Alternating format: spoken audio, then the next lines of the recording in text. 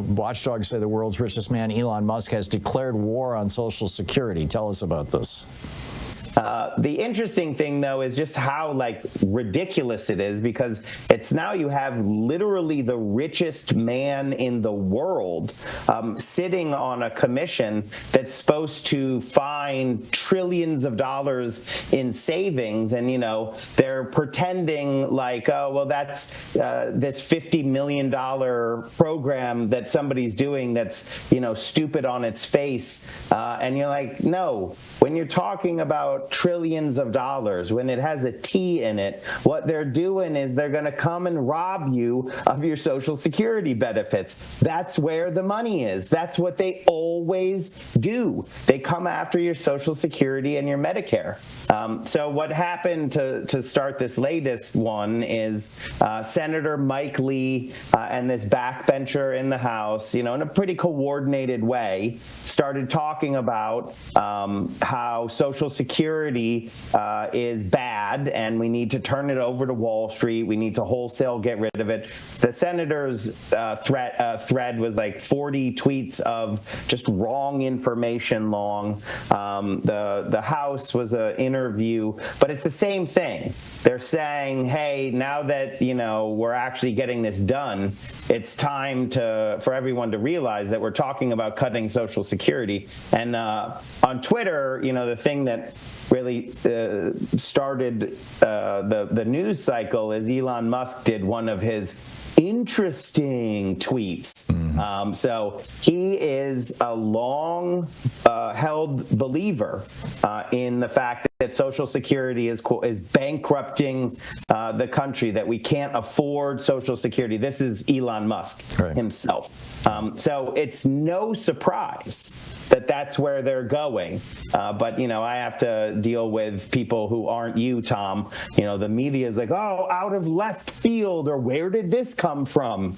Or Donald Trump promised he wasn't going to cut Social Security benefits. And I'm like, they've only got one play. As soon as we really just make peace with that, it's pretty obvious that this is what they're going to do every single time. And what's also obvious, Tom, is that the next unfortunate phase is you're going to have a bunch of credulous Democrats who are going to be like, hey, maybe I should get on this commission to have a good guy's voice on the commission because maybe there's good things. No, unless these pledges in writing, I will not cut one penny of Social Security benefits, one penny of Medicare or Medicaid benefits, then this commission is nothing more than an attack on our earned benefits. Yeah, and you know what they're going to do with regard to the Democrats. They're going to go to the Problem Solvers Caucus, the Democrats who have their hand out for whoever gives them the most money. And, the banks will start showering cash on them, and they'll start going, well, maybe we should have a Medicare Advantage kind of version of Social Security Advantage. Wouldn't that be a good idea? People could put their money in the stock market and make more money than they do in Social Security. And a lot of young people will go, oh, really? What do you think? Exactly. And maybe even all they've done is shorten that path, because it's literally the richest man in the world is chairing the commission, Tom. So when they put their hands out, it's Elon Musk who drops the bag of cash in it. He bought Twitter for $44 billion. It lost 80% of its value, but he bought an election and he owns, some significant portion of the government, which is reflected in a $100 billion increase in his personal wealth. So this is like a no-brainer for these billionaires. But again, at the end of the day, they know they need to take their money from somewhere, and that somewhere is our pockets. It's our Social Security. That's what they're coming after. In the wake of the killing this morning in New York of the CEO of United Healthcare, they're the largest provider of Medicare Advantage programs in the United States. We have no idea who this guy was, or whether he's upset about something that involved personal stuff, or whether it had to do with professional. Who knows? But it kind of lifts the question of Medicare Advantage, I think, up a little bit. Where are we at? How much longer is this open enrollment period? I'm thinking I need to publish another one of my Look Out for Medicare Advantage op-eds. It's been a while. I think it's been a year since I've done it. And I think publish that soon, Tom, because it's days left in open enrollment. I think the murder of an individual CEO or otherwise, we don't know anything about that. Right. What actually is the case there, but United Health, no matter what, this is the biggest player in privatizing Medicare and privatized Medicare in the insurance market outside of Medicare. The biggest benefactor from this enormous push that is going to happen, and it's going to be hard to fight against, Tom, under the Trump administration. If Dr. Oz gets confirmed, he's got one goal, and he's not a clown, like many of the other nominees. Dr. Oz is much more of a cold-blooded health insurance corporate executive, and they're pushing to privatize Medicare. And United Health will gain enormous amounts. They'll be by far and away the biggest winner from that, and obviously the biggest loser is the American people. So Medicare Advantage is going to be, To what extent can that be done by executive action? I'm assuming that making Medicare Advantage the default when you sign up is not something that requires congressional action, that can be done simply by executive action? Yeah, the really unfortunate thing, Tom, is that an enormous amount of this stuff, when it comes to privatizing Medicare, can be done through executive action. And the first Trump administration, they didn't know a lot of that up front, but they were educated by the corporations, really quickly on it. And so by the end, they'd had their thumb on the scale quite vigorously, and that's where you really saw the first acceleration, and we cracked into over 50%, and now we're at 54%. They're going to do that just on steroids, and we will obviously be fighting it tooth and nail. But the truth is, they're going to get a lot, but also the truth is they still can't deliver. So rural health is still going to be collapsing at an accelerating rate as Medicare privatizes more and more. And I think that is where we will find, some sort of, like Senator Lankford from Oklahoma. No one's calling that guy a progressive, but he understands he's got no more hospitals left. Yeah. So because the system literally can't deliver rural health care. So we're going to have to fight it tooth and nail, but there's so much that... A lot of the rural hospital problems have to do with the failure of red states to expand Medicaid, don't they? Some of it, but an enormous amount is actually just due to reimbursement rates by Medicare Advantage. Oh, really? Some of it is actually, and so the rural health... So hospitals are going out of business because the Medicare Advantage providers are refusing, what is it, 18% is the rate at which they refuse to pay?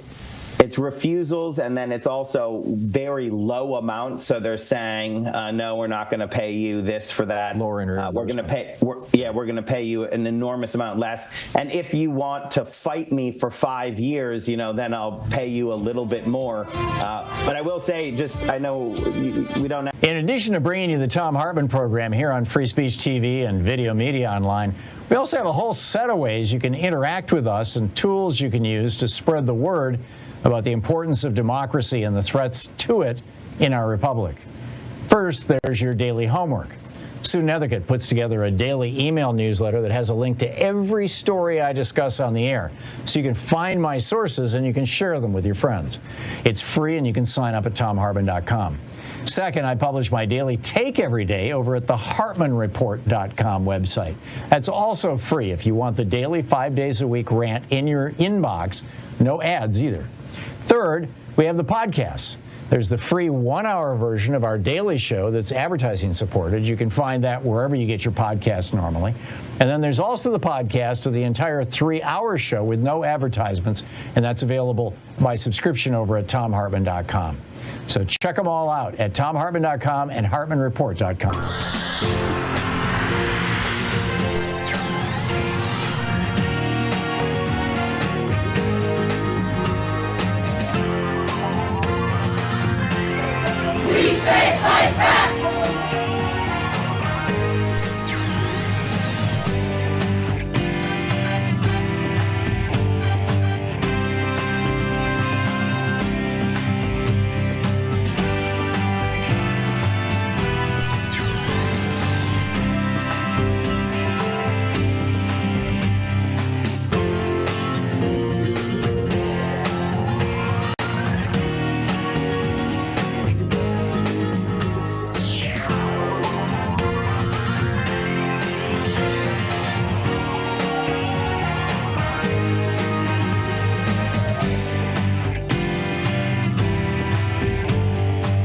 It's New Member Monday.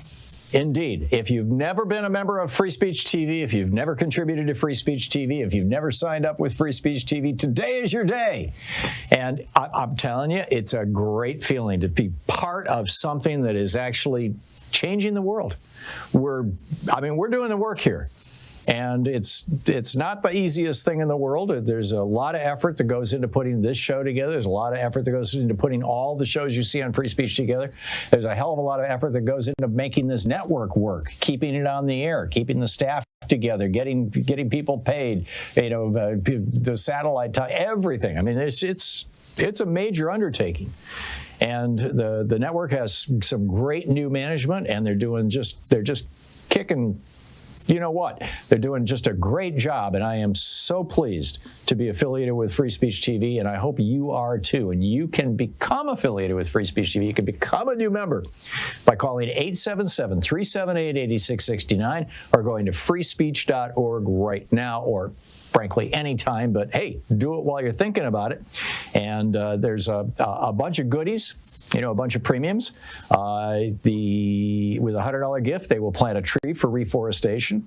With a $200 gift, there's the Free Speech TV Cozy Kit, which includes an exclusive Free Speech TV cookie, my book, The Hidden History of the American Dream, my latest book, autographed by the author, and other little goodies that they're going to stick into that package. That's with a $200 gift. With a $1,000 gift, you get a complete set, all 10 of the Hidden History books, every single one of them autographed by the author, which increases their value when you try to sell them on eBay by, I don't know, probably $5. Well, yeah, actually, a little bit. So call now. And while you're doing that, while you're calling or while you're going to freespeech.org and checking it out, here's a clip of Franklin Delano Roosevelt talking about the importance of basically an economy that works for all of us. I broke traditions. Let it be from now on the task of our party to break foolish traditions. We will break foolish traditions and leave it to the Republican leadership, far more skilled in that art, to break promises. This convention wants repeal.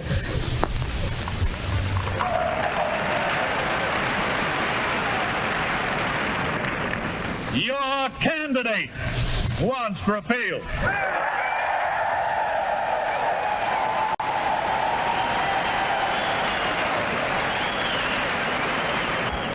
And I am confident that the United States of America wants repeal. I say to you now that from this date on, the 18th Amendment is doomed. I pledge myself to a new deal for the American people. Give me your help not to win votes alone, but to win in this crusade to restore America to its own people.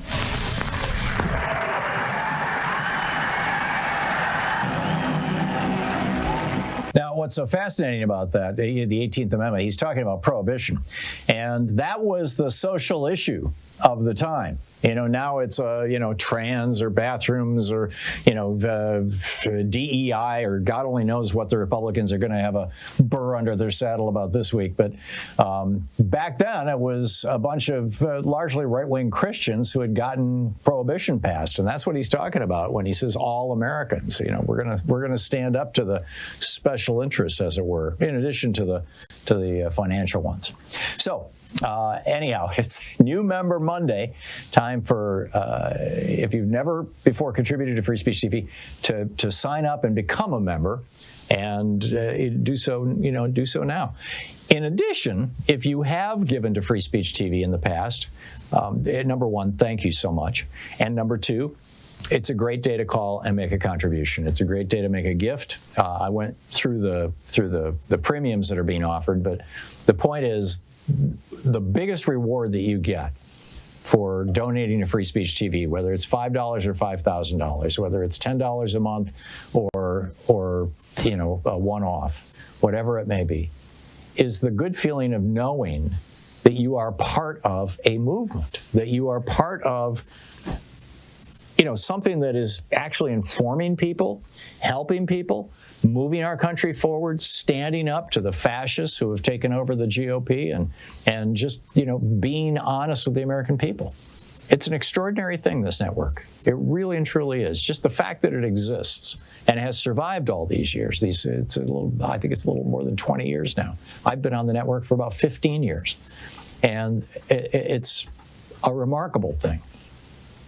So please tell your friends about Free Speech TV, especially when you get together over the holiday season. Great opportunity to share the word. We really need to get it out. And call now or go to freespeech.org right now and make your contribution.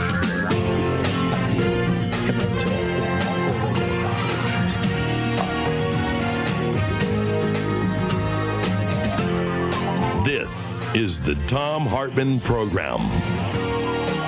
Well, top of the morning to you, or afternoon, or whatever it is, wherever you are. It's a brand new week, a brand new day. It's the start of the week. The hottest news right now is that in Altoona, Pennsylvania, police are questioning a man they believe may be the shooter in the United Healthcare CEO case. A worker at a local McDonald's called in and said, "This guy looks just like the pictures," and boom, the cops showed up. No idea yet whether this is the same person or not, although apparently they recovered, when they stopped him, they recovered a number of false IDs. So it's looking like he's been busted. We'll see. I'll keep you up to date. Meanwhile, we've got a lot to talk about today. When profits kill, the deadly cost of treating healthcare as a business, apropos of the killing of Brian Thompson, the CEO of United Healthcare.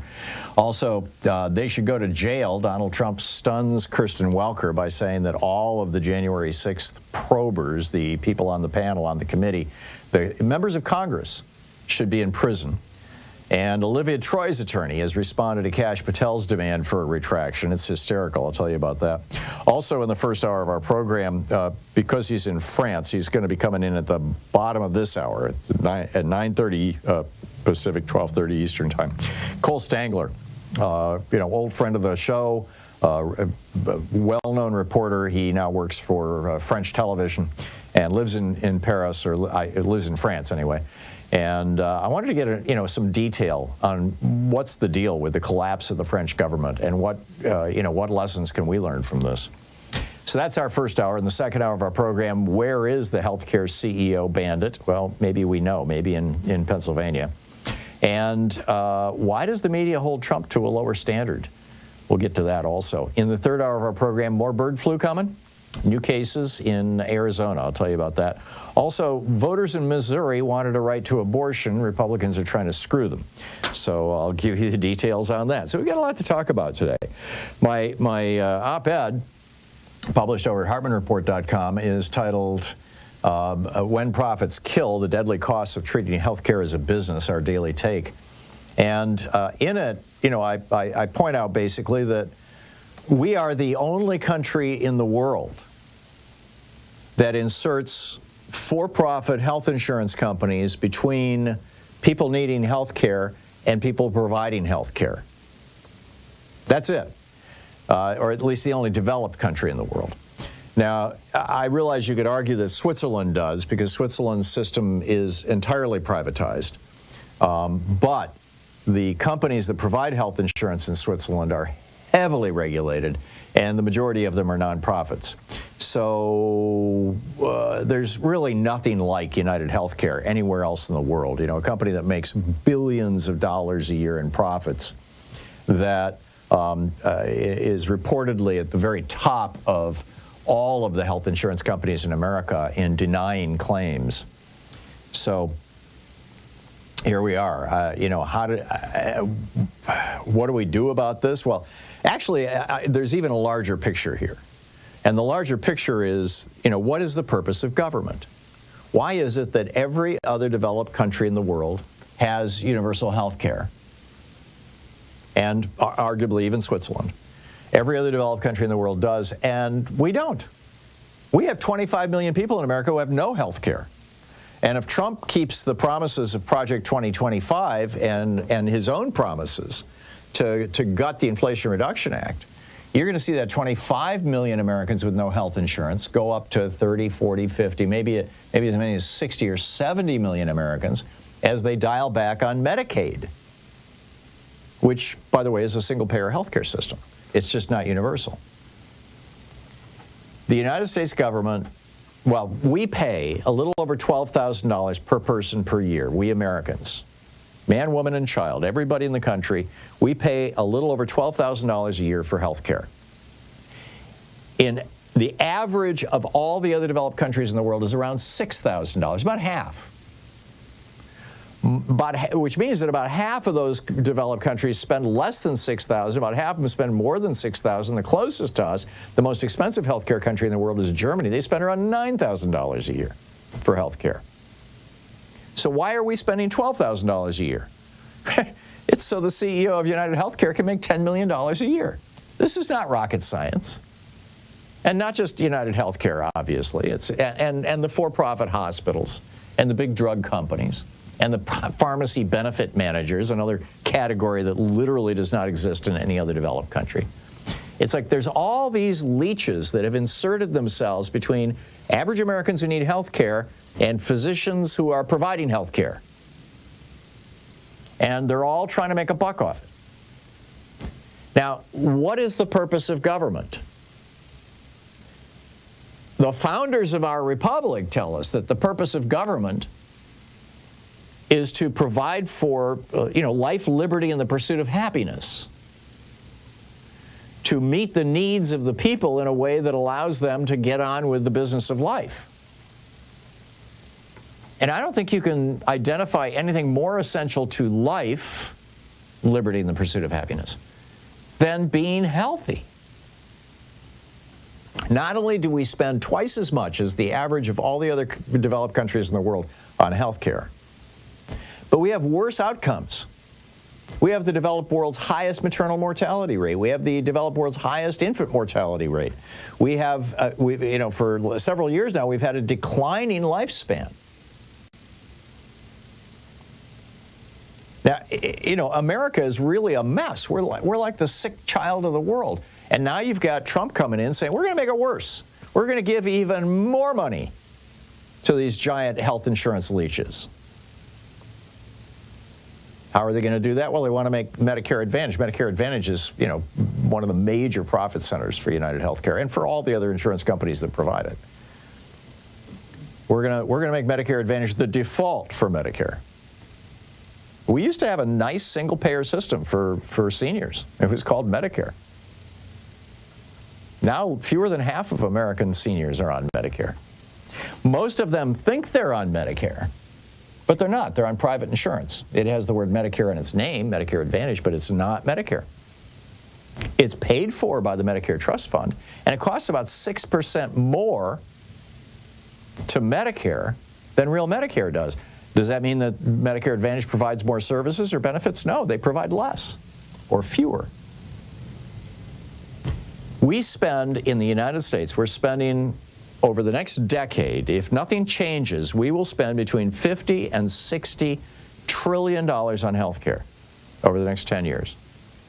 If we had Bernie Sanders' Medicare for All, single-payer system, which, by the way, would cover everybody. There would not be 25 million people without health insurance. It would cover dental. It would cover vision. It would cover psychiatric and psychological services. It would cover hearing. It would fill in all the cracks. There would be no 20% deductible or whatever that you need a Medigap policy for. If we had all that, it would cost us $32 billion over the next 10 years. Now, you'll actually recall back when Bernie was proposing this and running against Hillary Clinton in the primaries back in 2016, the Clinton campaign was running ads going, Bernie Sanders' program will cost $32 trillion over the next 10 years. Holy cow. Without mentioning that if we just keep the system we have, Obamacare, it'll cost 55 to $60 trillion. They just made it look like Bernie was like Mr. Big Spender. The reality is every other country in the world has figured this out. Why haven't we? Well, because 5 Republicans on the U.S. Supreme Court legalized the bribery of politicians. It's real simple. What do we do about this? Well, obviously, we have to get big money out of politics. Which reminds me, there's a federal law that says that federal contractors cannot contribute to any federal campaign, to federal campaigns, including the president. How did Elon Musk, who owns SpaceX, which is a federal contractor, get away with basically buying the election with $270 million of his own? Isn't that illegal? Anyhow, I'll be right back with you 15 minutes past the hour. This is the Thom Hartmann Program. Stick around. We'll be right back.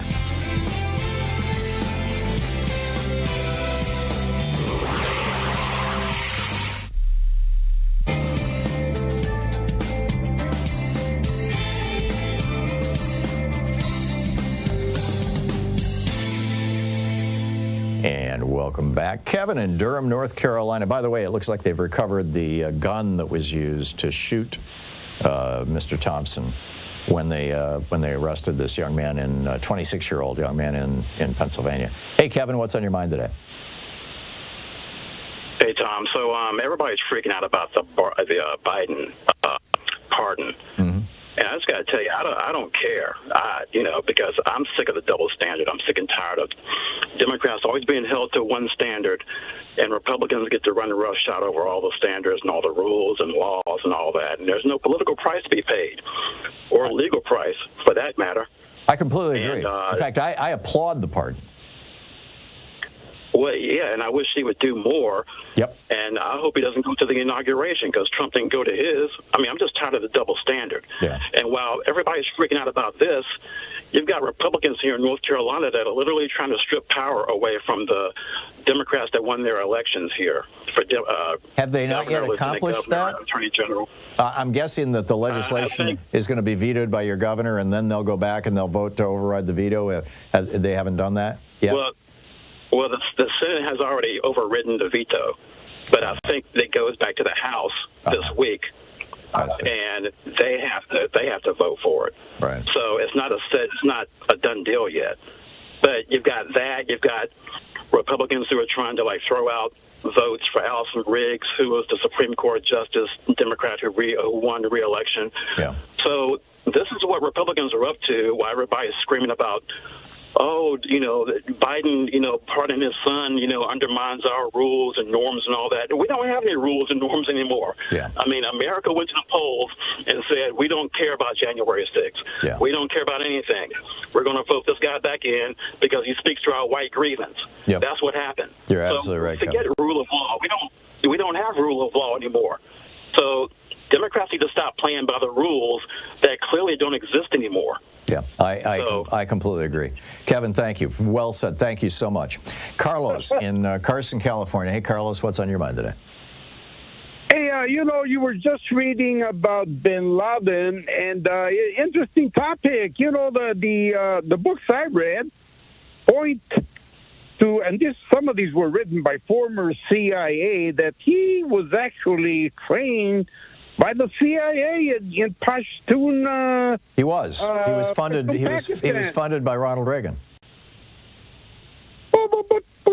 But he was trained by us. I know. Because, historically, let me give you a quick fact here. Historically, the Western military-industrial complex has promoted terrorism. They promoted the world Muslim. Oh, I know. League, This was what Reagan was funding and training Bin Laden and his people to fight against the Soviet Union in Afghanistan, and we succeeded. No, the point I'm trying to make is that terrorism overall is a convenient enemy for the Western military-industrial complex, so we can wage wars against them and take over the assets of those countries as we have had. So our defense contractors can make an extra $1 billion. Yeah. No. Yeah. Carlos, this is relatively uncontroversial stuff.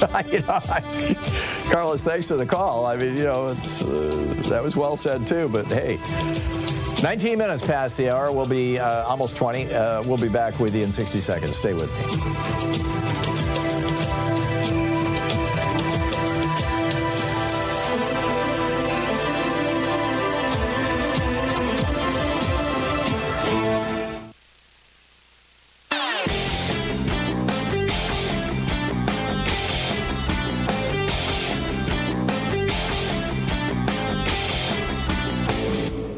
Missed my opening rant today? It's usually published over at HartmannReport.com, where you can read it and share it with your friends for free. Check it out, HartmannReport.com.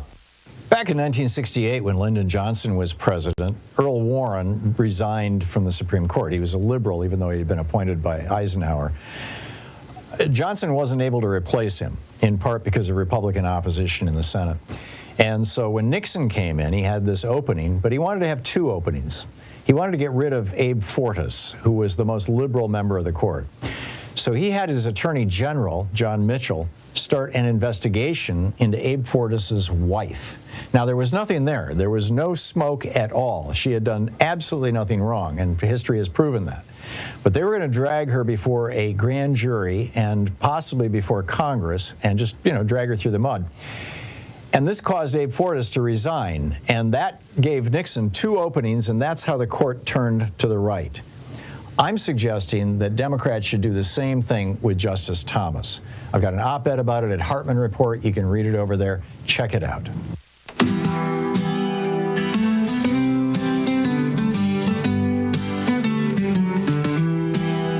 There's a man at the top counting dollar signs, while the sick wait in line, crossing battle lines, claims denied, lives put on the shelf, profit over people, justifying wealth. In a world where healing's priced and sold, human lives are a story untold. But what's the cost, what's the price we pay when the system steals our hope away? Health denied for the sake of greed, broken hearts and a world that bleeds. We need care, but they turn our back. Profits rise while compassion lacks.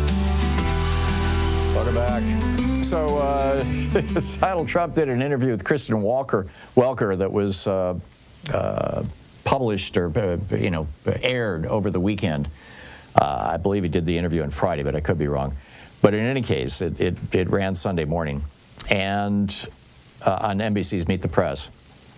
And basically, he said that he thought that all of the people who were on the January 6th committee, that was a committee, created and authorized by the United States House of Representatives, should go to jail, should go to prison.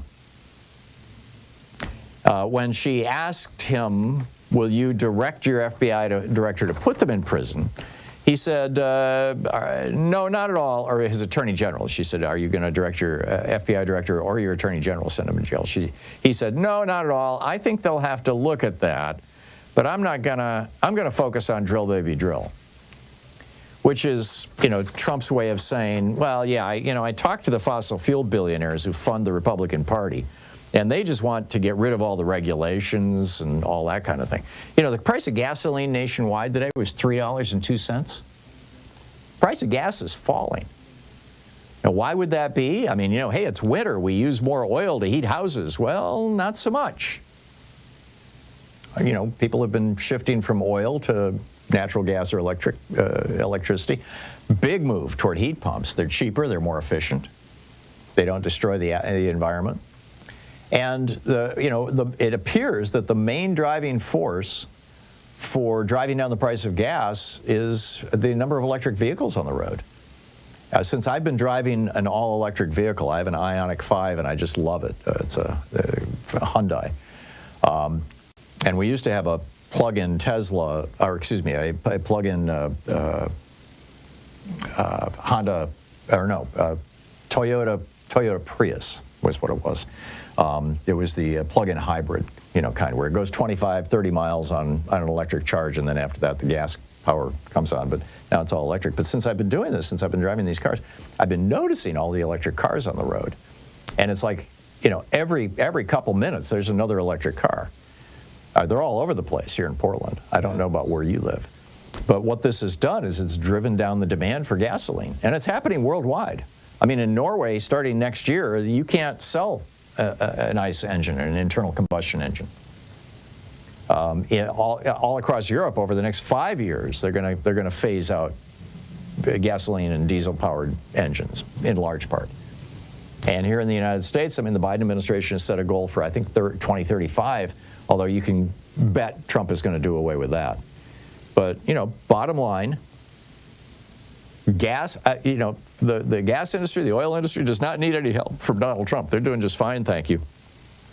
I think where you're going to see most of Donald Trump's efforts focused on behalf of the fossil fuel billionaires who own the Republican Party is going to be in making it easier for them to pollute, doing away with the environmental regulations on refineries that prevent people who are downwind from the refineries from getting cancer, doing away with benzene restrictions, doing away with the requirement that methane not leak, for example, just things that will increase the profitability.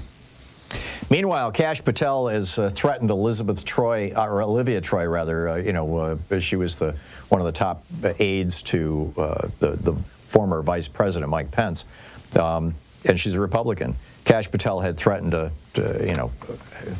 with a lawsuit, and Mark Zaid, who's just a brilliant lawyer, he is her lawyer, and he responded by saying. But to your specific question as to Mrs. Troye's intentions as to a retraction, I think Monty Python expresses it best. And then he's got this picture where the Monty Python guy is holding his thumbs in his ears and wiggling his fingers, waving. Like, yeah, yeah, yeah. Not going to do it. Don't think so. Wouldn't be prudent. Yeah. Good on Olivia Troye. Kash Patel is starting to make the rounds in Washington, D.C. Got a nice, respectful meeting with John Tower, which I saw on television. So, anyhow, we've got, Syria, by the way, fell.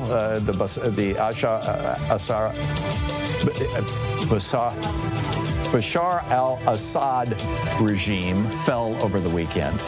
And it looks like the guy who shot the CEO has been busted in Pennsylvania. I'll fill you in on the other side of the break. You're listening to the Thom Hartmann Program. Call 202-808-9925. Helping you win the water cooler wars. I'll be right back with you.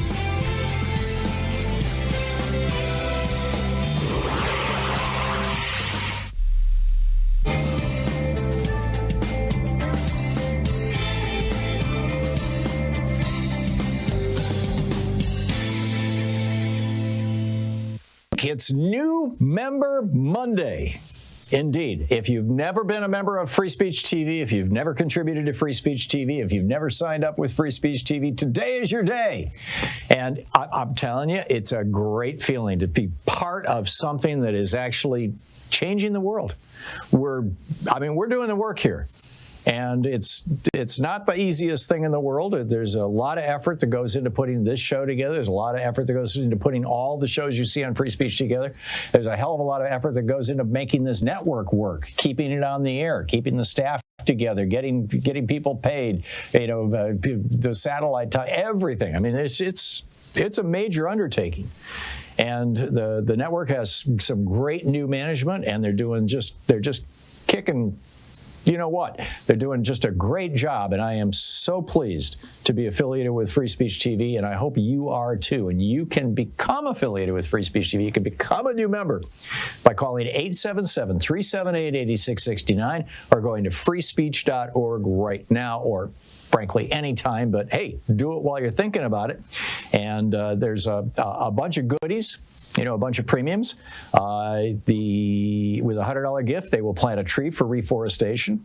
With the $200 gift, there's the Free Speech TV Cozy Kit, which includes an exclusive Free Speech TV cookie, my book, The Hidden History of the American Dream, my latest book, autographed by the author, and other little goodies that they're going to stick into that package. That's with the $200 gift.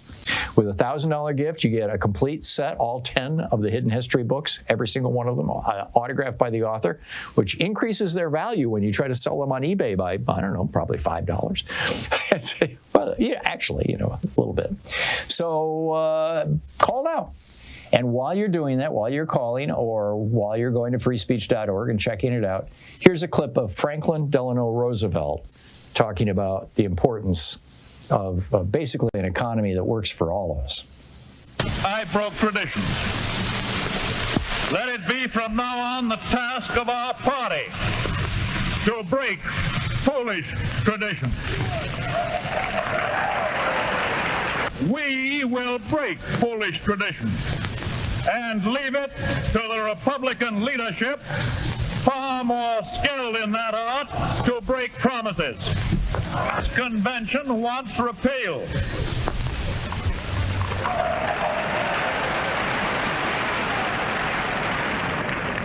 Your candidate wants repeal.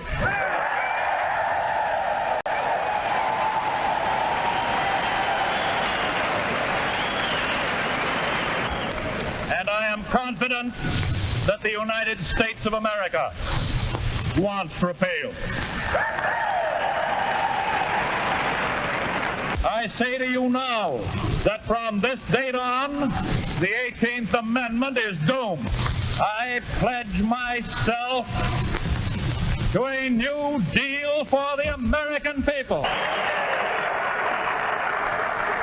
Give me your help not to win votes alone, but to win in this crusade to restore America to its own people.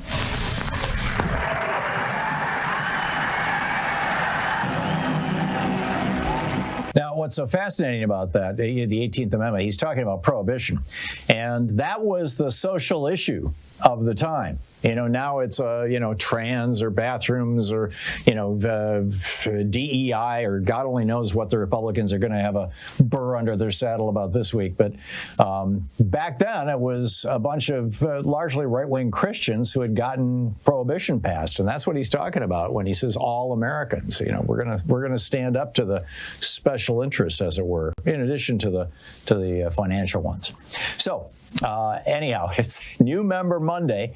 Time for, if you've never before contributed to Free Speech TV, to sign up and become a member, and do so now.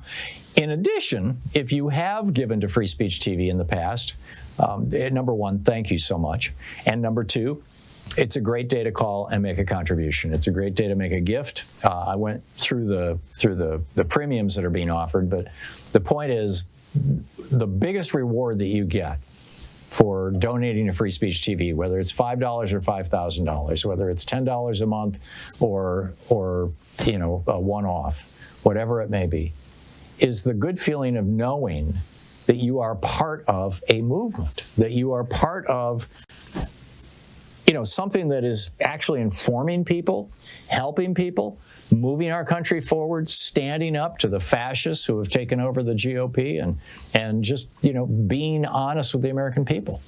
It's an extraordinary thing, this network. It really and truly is. Just the fact that it exists and has survived all these years. I think it's a little more than 20 years now. I've been on the network for about 15 years. And it's a remarkable thing. So please tell your friends about Free Speech TV, especially when you get together over the holiday season. Great opportunity to share the word. We really need to get it out. And call now or go to freespeech.org right now and make your contribution, be a one-off or ideally commit to monthly regular contributions. 877-378-8669. Thank you so much for supporting Free Speech TV, and tag you're it.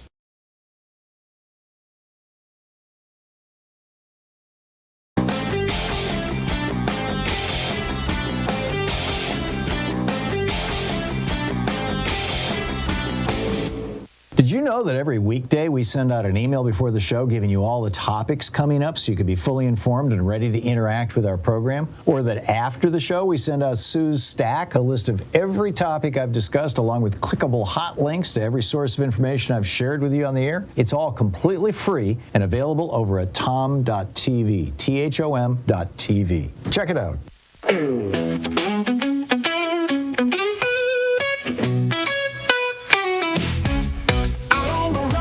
Santa's team's on display, but Dita's here, they got something to say. Rudolph needs hay that's organic and clean, and a cruelty-free harness with a vegan sheen. Run, Rudolph, Peter's on your trail. Let's have a vegan Christmas here. On the line with us is our old buddy Cole Stangler, the journalist based out of Marseille, France. He's a contributor to The Guardian, The Nation. He's in Paris today, covering politics and labor. Author most recently of Paris is Not Dead, Surviving Hyper-Gentrification in the City of Light. ColeStangler.com is his website, and his Blue Sky, whatever you call it, name is colestangler.bsky.social. Or at Cole Stangler. Cole, welcome back to the program. I confess I have never really understood French politics, probably in part because I don't speak French. You live there, you do speak French, and you're a keen observer of politics. I've always had so much respect for your insights and your writings. Can you fill us in, tell me like I really don't know anything, because I really don't. What is happening? The headlines here say that the French government has fallen, and yet Macron is still running around as a president, but I understand the prime minister's in trouble. I didn't even know there was a prime minister. Fill us in. Yeah, thanks as always for having me, Tom. I really appreciate it. So, yeah, France is what we call a semi-presidential system. So this is the constitution of the Fifth Republic, which goes back to 1958, created for President Charles de Gaulle. Now, France, up until the Fifth Republic, so up until the 50s, was a parliamentary system where you had, normal parliamentary system like, we might have in the United Kingdom or Spain or Germany, where you have a prime minister that basically comes from whatever majority can be cobbled together in the legislature. So France still has this parliamentary system, but since the creation of the Fifth Republic in 1958 under Charles de Gaulle, the great World War II hero, this kind of towering figure, France created this very strong presidency also that exists alongside the National Assembly and alongside the Parliament. And so what we have today is both a president that's elected every 5 years now, and you also have a National Assembly that's elected that ultimately that the Prime Minister comes from whatever majority exists in the National Assembly. And so you have, the situation. It's only happened a few times before in French history, 3 times where we've had what we call cohabitation, a president who's not from the same party as the Prime Minister. But that's kind of the background on the system. But basically, to give you the very short version of what the crisis is today, is that, so Macron, of course, is still president, but back in this summer, after the European elections, he decided to dissolve the National Assembly. That's one of these very strong presidential powers that the French president has, again, under this constitution. This is a power the king has in England, right? there's people that call the French president, the system, the presidential monarchy. And, if you want to go back deeper in French history, we can talk about how maybe this presidential figure is kind of hearkening back to the figure of the king. When Macron talks about, his desire to have a Jupiterian presidency, in many ways is reflective of this kind of bigger tradition in France. I talk about Napoleon as well. In any case, so Macron dissolves the National Assembly this summer. And what happens then? We have new elections, and the left wins a slight plurality of votes, but you essentially have three evenly split blocs that emerge in the National Assembly. And so Macron, this tremendous self-inflicted wound, loses his relative majority in the National Assembly and throws France into political chaos. That's the first step of this. So dissolving the National Assembly, losing his majority in the Assembly.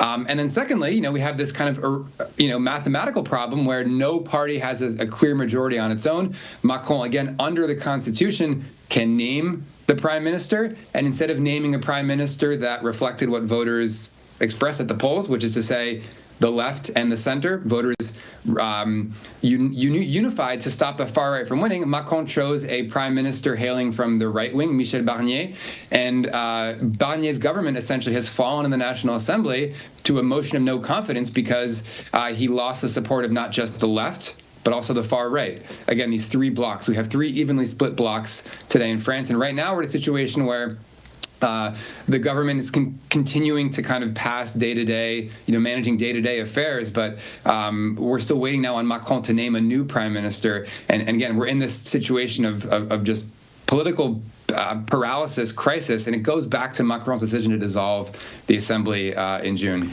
Now, it seems to me, and again, please correct me if I'm wrong in my understanding of this, because you live in Europe and I haven't lived there since the 80s. And when I did, I lived in Germany. So I can, I was pretty well informed about German politics. But it seems to me that the two major forces that are shaping European politics right now and that are shifting Europe to the right generally are, number one, immigration of mostly brown Muslims, largely as a result of the Russian massive bombardment of Syria back in the day. And the essentially racist backlash to that, and neoliberalism, the immiseration, the impoverishment of working people, and the reduction of the power of unions, and the increase in the power of corporations and the very, very wealthy. Is that what's going on in France? And do you agree with that analysis of Europe in general? Yeah, I mean, I think we're seeing these challenges appear across Europe. I think certainly in France, we've seen both of these things play out, and I think they go a long way in explaining the kind of political crisis that we're in today. We've had, to be clear, the neoliberalism, if we want to use that word, isn't as strong as it is in the United States. But France, to give you an example, and this is broadly true across Europe. We're talking about, states that have more developed welfare states than the United States. But you want to take France in particular, public services have always been essential. The state has played a significant role in providing housing, transport, education. We've had pretty high quality public services in France for decades. And what we've seen is sort of a slow decline in the quality of those public services because of certain political choices made by the governing elites. And that goes back to even the socialists in the 1980s, which governed France, which instead of delivering on the more kind of progressive aspects of their platform, ultimately decided to have a more authoritarian restrictive approach to the budget. So declining public services are a big part of it. The economy, the economic growth is lower in Europe and France than it is in the United States, for instance. But then, of course, we can't really only talk about the economy. We have to talk about the backlash to immigration, and the backlash, that's amplified also by these economic problems. Parties on the populist far right that are able to capitalize on this widespread sense of frustration against the political establishment. But also, this very anti-immigrant rhetoric, unfortunately, captures a lot of support. And I've spent the last as I'm reporting right now on another book project, spent a lot of time talking to voters who support the far right National Rally in France, which is, one of the three big blocs competing for power. And it's hard to isolate those two factors you talked about. They interact with one another in complex ways, just like they do in the United States. So we have a real hollowing out of France's economy, decline in public services, but also, like you said, there is a real backlash and dog whistle type rhetoric that we see directed at immigrants that want to seek to blame immigration for the kind of problems that France is experiencing today. The other thing we've seen here in the United States and a number of countries in Europe have seen, in fact, Romania just said, we're going to cancel our election after a pro-Russian dark horse candidate was elected, apparently with enormous amounts of money and help, and particularly social media help from Russia. We're seeing Russia interfering in the U.S. election. We're seeing apparently a friend of Russia, Elon Musk, putting $270 million of his own money reportedly into the campaign. Is Russia playing a role in this in France as well? Are they supporting Marine Le Pen and the other hardcore right-wingers?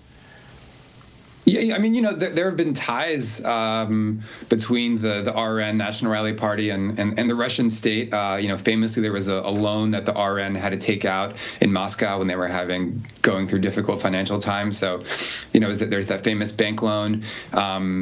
Politically, the RN, it's quite interesting because they used to, when they were called the National Front, used to speak quite highly of Vladimir Putin and the Russian state as kind of an example of a country that's not afraid to show its demonstrate its national values, that's proud of its national culture, that's independent, quote unquote independent foreign policy. So the RN, the FN, now become the RN, had this kind of fascination, almost idealization of Russia, and a lot of that they've have taken a step back from since the invasion of Ukraine, in part because it's just so unpopular. That's not a kind of politically savvy move in France today, that you support the Russian war of aggression against Ukraine. So they've stepped back from making those kind of vocal support for Russia, but in some cases there are ties. I'll just give you an example today in the context of the Syrian conflict. You had members of the RN who supported the Russian involvement in Syria. We had a lot of images that have been resurfacing today after the fall of Bashar al-Assad, but you had a coalition of, so this isn't the far right, but the mainstream right, including now someone who's with the RN, National Rally Party, went on a visit to Syria, meeting with members of the Syrian government just a few years ago. So I wouldn't say it's necessarily the driving force in French politics today. I think that'd be a stretch to say, but you'd have this kind of fascination with Russia, and I think it's there's a certain kind of ideological continuity between the European far right and the Russian government. So it makes sense to kind of, like I said, look up to this country that you see as sort of upholding these conservative national values. Right.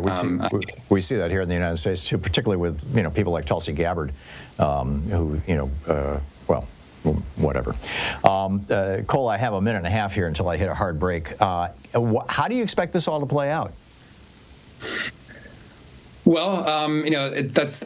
I don't think anyone can give you really a clear answer to that in France. Anyone who tells you they know what's going to happen isn't telling the truth. But we have, like I said, it's an evenly split, pretty closely split political situation here between three main blocs. I think, if you're on the left, what was quite encouraging was that the left-wing parties decided to unite for those parliamentary elections that Macron called for. And the left, like I said, had a slight plurality, which is an encouraging sign. The problem now is that it doesn't look like Macron's going to name a left-wing prime minister. That would be very surprising if he did. And the left is going to have to try to conserve its very delicate unity that it has. It's already fraying right now. Some people want to meet with Macron, participate in maybe new government. Others are a hard no. And I think the most important thing for the left is how do they stay loyal to those voters that said no to the far right, that said no to Macron, that want the left to offer an alternative vision? That's going to be the challenge for the left. And hopefully they can, the leaders can figure out the right way to do that in the coming months. Fascinating, fascinating. Cole Stangler, one of our great reporters out there, based out of Marseille, France, contributed to The Guardian, The Nation, occasionally on France 24, French television. I see you from time to time there, Cole. ColeStangler.com and Cole Stangler over on Blue Sky. Cole, thanks a lot for dropping by. I so appreciate the information. Yeah, thank you so much for having me, Tom, as always. Always a pleasure. I'll be back on the other side of this break in just a moment, 48 minutes past the hour. You're listening to Thom Hartmann. Visit ThomHartmann.com for audio and video archives. Back with your calls right after this. Stay with us.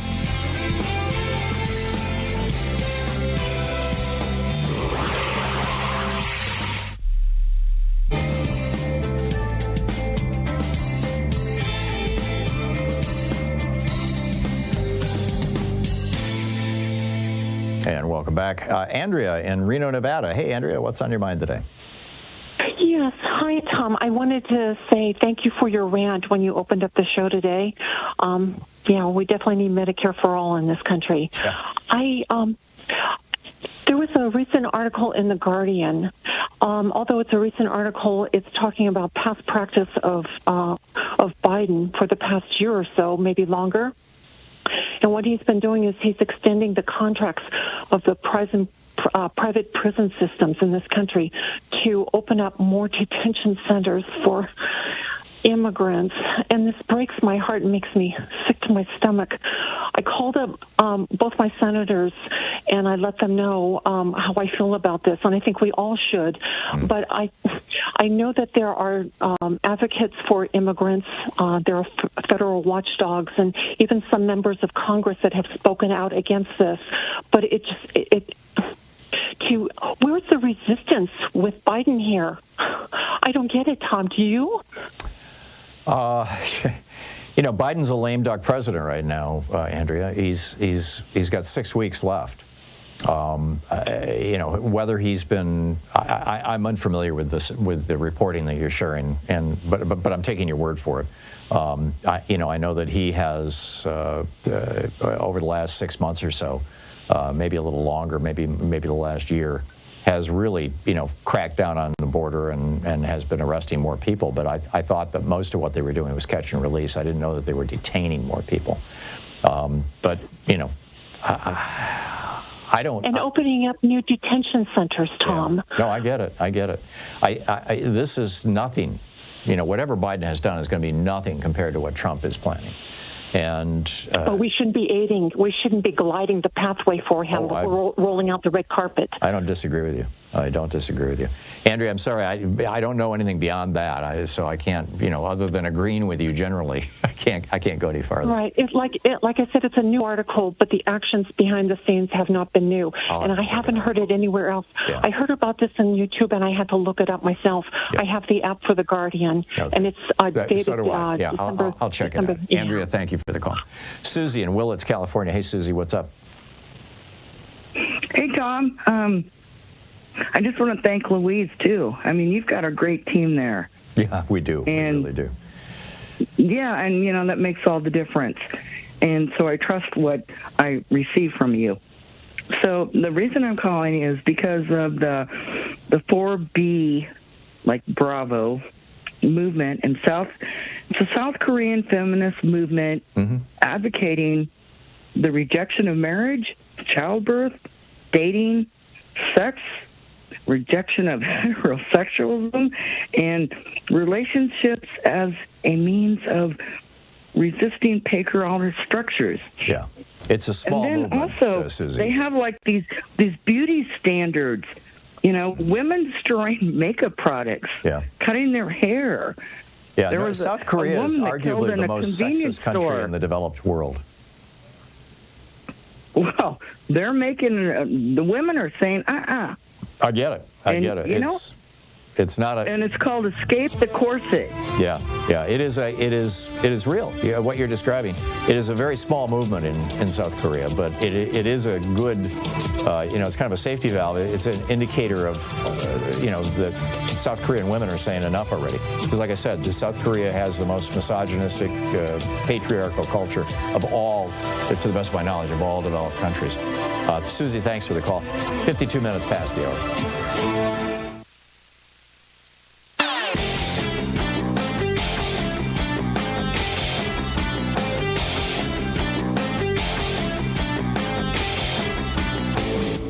Hey, thanks so much for sharing our program and for reaching out to our stations and sponsors and letting them know that you're listening. It really means a lot to us.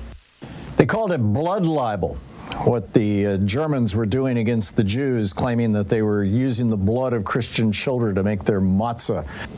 We've got a new blood libel now here in the United States. J.D. Vance and Donald Trump lying through their teeth, arguing that black Haitian immigrants to the United States, legal immigrants with green cards in this little town in Ohio, are eating pets. This is another libel that goes way back. In the 1890s, people were claiming German and Dutch immigrants were eating pets. Then they claimed in the 1880s, and actually as recently as last year, a restaurant got shut down in California because of claims that they were serving pets. They weren't. But it was an Asian restaurant. This is just evil stuff, these lies and spreading this kind of hate. And this is now the strategy that the Republicans are using. There's a whole article about it at HartmannReport.com. Hate as a political weapon. Check it out.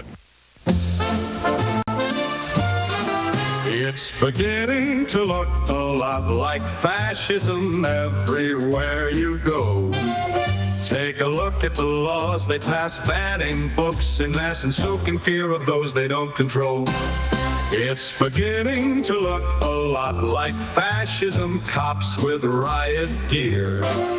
But the scariest sight to see is the hate they spread so free, year by year. Welcome back, 54 minutes past the hour. Picking up your calls here. Dave in Federal Way, Washington. Hey, Dave, what's up? Hey, not too much, Tom. Hey, I just wanted to say, on this situation in Syria, I guess it's better to start where I was wrong. I knew there was a big military exercise going on in the eastern Mediterranean. The Russian Valery Gerasimov, the chief of staff of the Russian military, right. His first call to CQ Brown, which is shocking in and of itself. But anyways, his first call to CQ Brown was warning. Who's CQ Brown? CQ Brown is chairman of the Joint Chiefs of Staff. He replaced Mark Milley. Thank you. Okay. All right, and his first call was warning CQ Brown that the U.S. should not, send drones or anything near that exercise in the Eastern Mediterranean. So I was going to call up and say, look, Russia's going to defend Assad. Yeah. Well, what they did is, come to find out, they ended up sneaking him to Moscow. Now, what all the experts are saying, and this is where they're wrong because they're not taking into consideration Trump. Okay, what they're saying is Russia and Iran can no longer afford to back dictators. Okay, that's not true. Well, but here's the thing, Tom. Go ahead. Assad went to Trump first, behind the scenes, seeking help to leave Syria, and guess who else he went to? Now you can say, well, Trump's the president-elect. It makes sense. No, he also went to Viktor Orban. Now this is where I say this is not coincidence, Tom. This is not coincidence. And even calling these Republicans the pro-Russia party, which I think is the most accurate, it's the American pro-Russia party. People don't really know what that means, all right? And I admit it. I mean, it means the pro-dictatorship, anti-democracy party. Well, and here's the thing we got to keep into consideration. Russia is a very complex nation.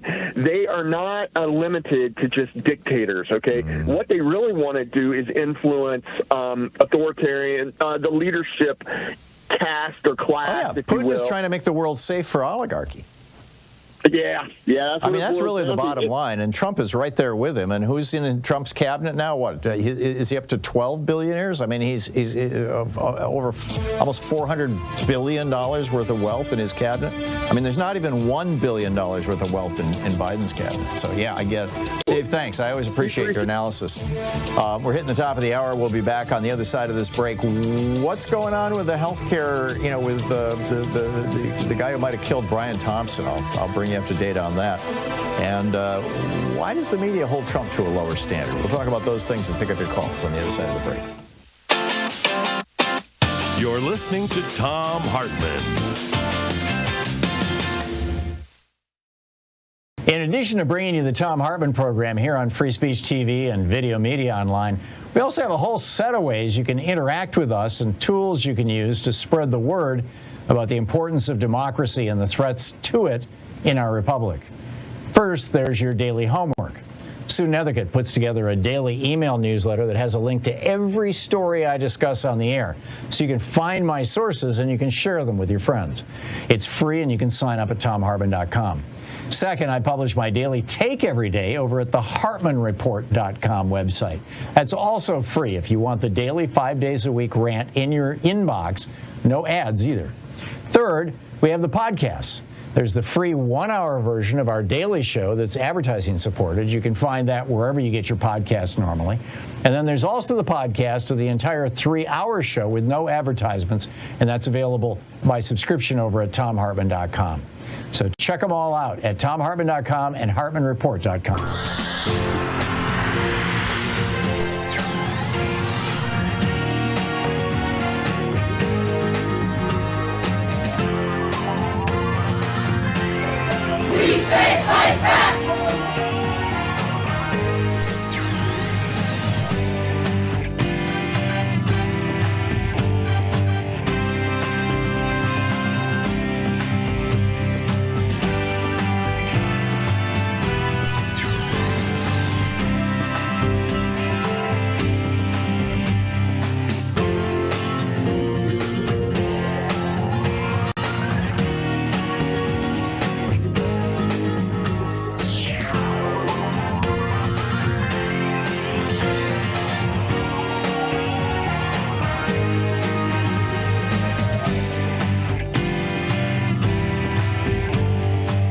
It's New Member Monday.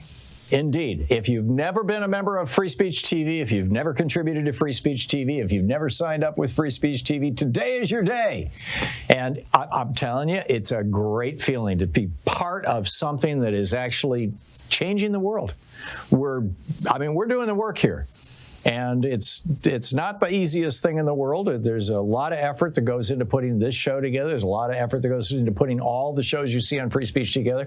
There's a hell of a lot of effort that goes into making this network work, keeping it on the air, keeping the staff together, getting people paid, the satellite time, everything. I mean, it's a major undertaking.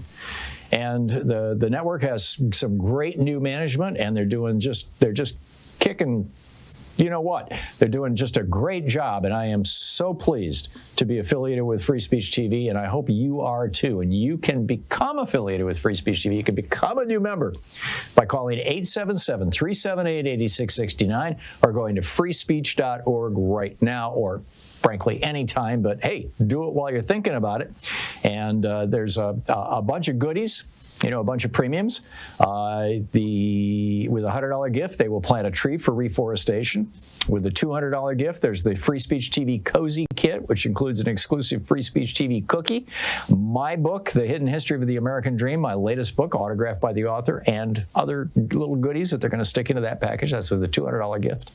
With a $1,000 gift, you get a complete set, all 10 of the Hidden History books, every single one of them autographed by the author, which increases their value when you try to sell them on eBay by, I don't know, probably $5. Well, yeah, actually, a little bit. So call now. And while you're doing that, while you're calling or while you're going to freespeech.org and checking it out, here's a clip of Franklin Delano Roosevelt talking about the importance of basically an economy that works for all of us. I broke tradition. Let it be from now on the task of our party to break foolish tradition. We will break foolish tradition and leave it to the Republican leadership, far more skilled in that art, to break promises. This convention wants repeal.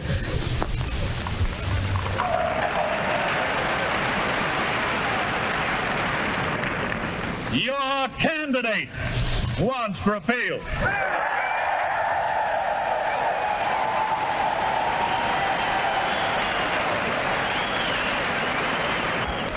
And I am confident that the United States of America wants repeal.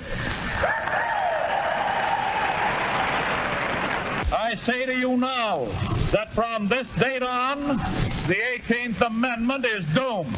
I pledge myself to a new deal for the American people. Give me your help not to win votes alone, but to win in this crusade to restore America to its own people.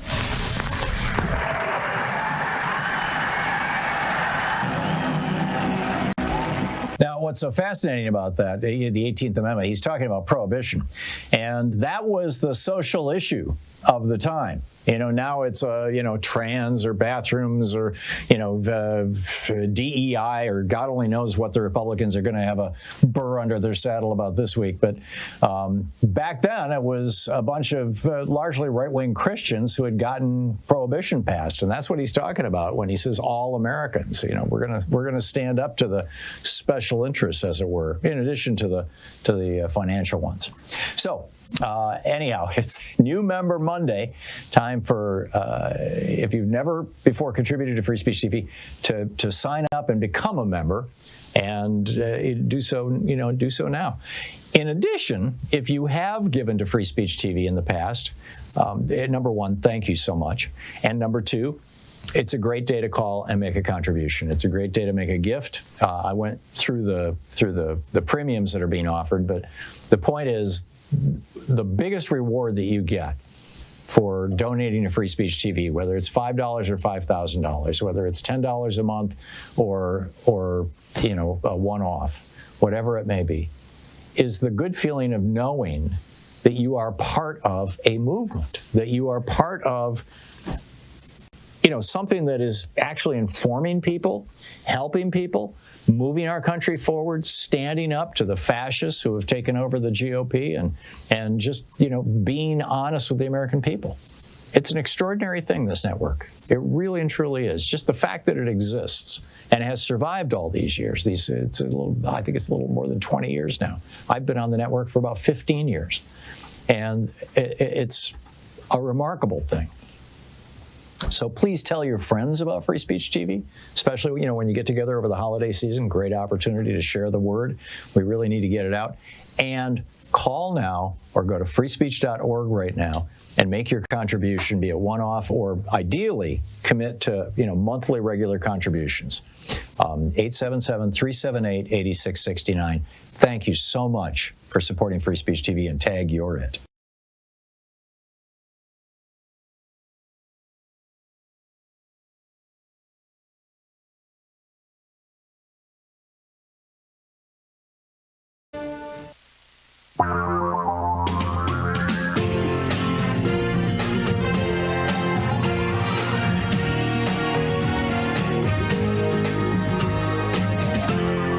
This is the Thom Hartmann Program. Welcome to the second hour of our program. So the latest news is that a 26-year-old man has been arrested near Altoona, Pennsylvania, or is in custody, shall we say, that he was on a bus. The bus had apparently stopped at a McDonald's, and one of the workers at the McDonald's dialed 911 and said, "This guy looks like the guy in the pictures." They stopped the bus. There's a $50,000 reward. I believe there's a $50,000 reward from the FBI and a $10,000 reward from the New York City Police. I could be wrong on those numbers. Double check them. But there's a reward for him, so this McDonald's employee may have just made him or herself some money. And when they searched the bus and found this person's bag, they discovered inside the bag the gun, or a gun, that looks identical to the one that was used to shoot Brian Thompson, and several pieces of fake ID, including one from New Jersey, which was apparently the fake ID that he used to check into the youth hostel, or the hostel rather, in New York when he went there a week and a half before the assassination. So it looks like they've nailed the guy. I'm expecting within the next hour or two we will get a name, and that will probably lead us to a story And I'm fully expecting that the story will have something to do with somebody in this kid's family. And I say kid, 26 years old, young man. Somebody in this young man's family having been harmed by, at least in his mind, by United Healthcare.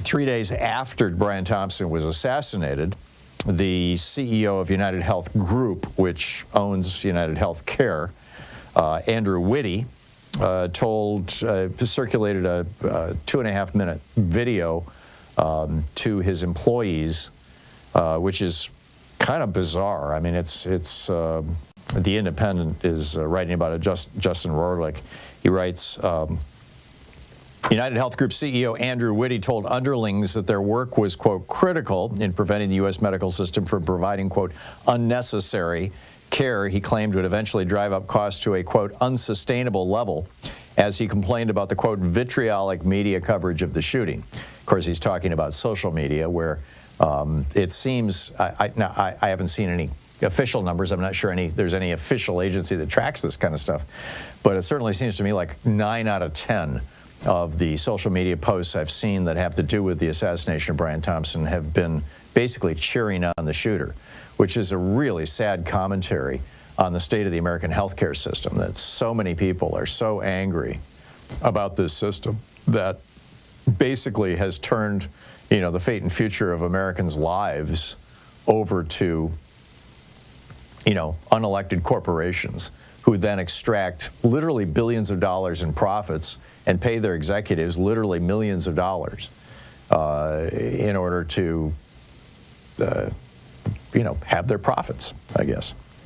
The 2-minute, 45-second speech, as I said, followed the assassination. United Healthcare reportedly has one of the highest denial rates in the entire healthcare industry. Was last year sued, I'm reading from the Independent here, for allegedly using a flawed AI algorithm to systematically deny care coverage to seniors. That would be through their Advantage program. Mr. Whitty told employees that Thompson was dedicated to the goal of United Healthcare's mission, which he says is to truly make sure that we help the system improve by helping the experience of individuals get better and better. I'm guessing many United Healthcare policyholders would disagree with that. Probably many would agree with it as well. It's if you're not in the 32% who've been, or the I don't know what percentage have had denials. Apparently it's 32% of all claims. But he claimed few people in the history of the U.S. healthcare industry have had a bigger positive effect on American healthcare than Brian. And I can just see people kind of gagging all over the country as they hear that. He said, "We guard against the pressures that exist for unsafe care or for unnecessary care to be delivered in a way which makes the whole system too complex and ultimately unsustainable." Well, the system is too complex and is unsustainable. It's going to cost us $55 to $60 trillion over the next 10 years if United Healthcare and their peer companies continue to play the major role in providing our health care and paying for our health care. Whereas if we went to Bernie Sanders' single-payer health care system, it would cost $32 trillion. There's a big difference between $50 trillion and $32 trillion over a decade. There's a huge difference. By the way, we also learned that the backpack that the shooter left in Central Park apparently was filled with Monopoly money. Now, what's that about? My guess, if I had to make a guess, and I suppose I might as well, is that he intended to sprinkle the money over the body of the guy he shot, but that he just, decided to flee instead, by way of saying, I'm killing you because of what you did for money. We'll see. I mean, in my article today, there is one sentence that I really struggled with, but ultimately this is how I wrote it. Essentially, United Healthcare's CEO Brian Thompson made decisions that killed Americans for a living in exchange for $10 million a year. He and his peers in the industry are probably paid as much as they are because there is an actual shortage of people with business training who are willing to oversee decisions that cause or allow others to die in exchange for millions in annual compensation. And this is a theme that we've delved into many times in this program, including with a number of guests who were psychiatrists, which is that there are studies that show that as many as 1 in 5 American CEOs are actually psychopaths, that psychopaths become some of the most successful business leaders because they just don't care what their actions do to average people. They only care for themselves and their company. They're singularly focused on that, which is, in essence, capitalism or corporate capitalism is psychopathic. It doesn't care. Corporations don't care what happened to their customers or what happens to the people that they interact with or even their impact on the local community, the environment, until or unless it impacts their profits. It's the only context in which they care. And I think that you could correctly define that as psychopathy. That said, let's talk about another psychopath, Donald Trump. The media, Jason Lincoln's writing over at newrepublic.com, says the media is ready to hold Trump to a lower standard. And this is really troubling. I mean, we've all seen this, right? When he points out when Obama was president, during the 8 years of the Obama presidency, Obama was constantly being criticized in the media, particularly by op-ed writers. Probably one of the more outspoken ones was David Broder, for not working with Republicans.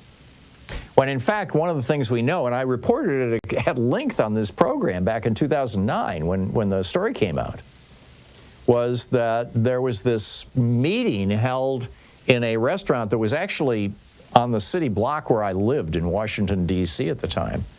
They had this meeting with Mitch McConnell and I believe the Speaker of the House at the time, Paul Ryan, and a number of senior Republicans where they decided that they were going to present a united front against Obama. They were not going to allow Obama to do anything. No success.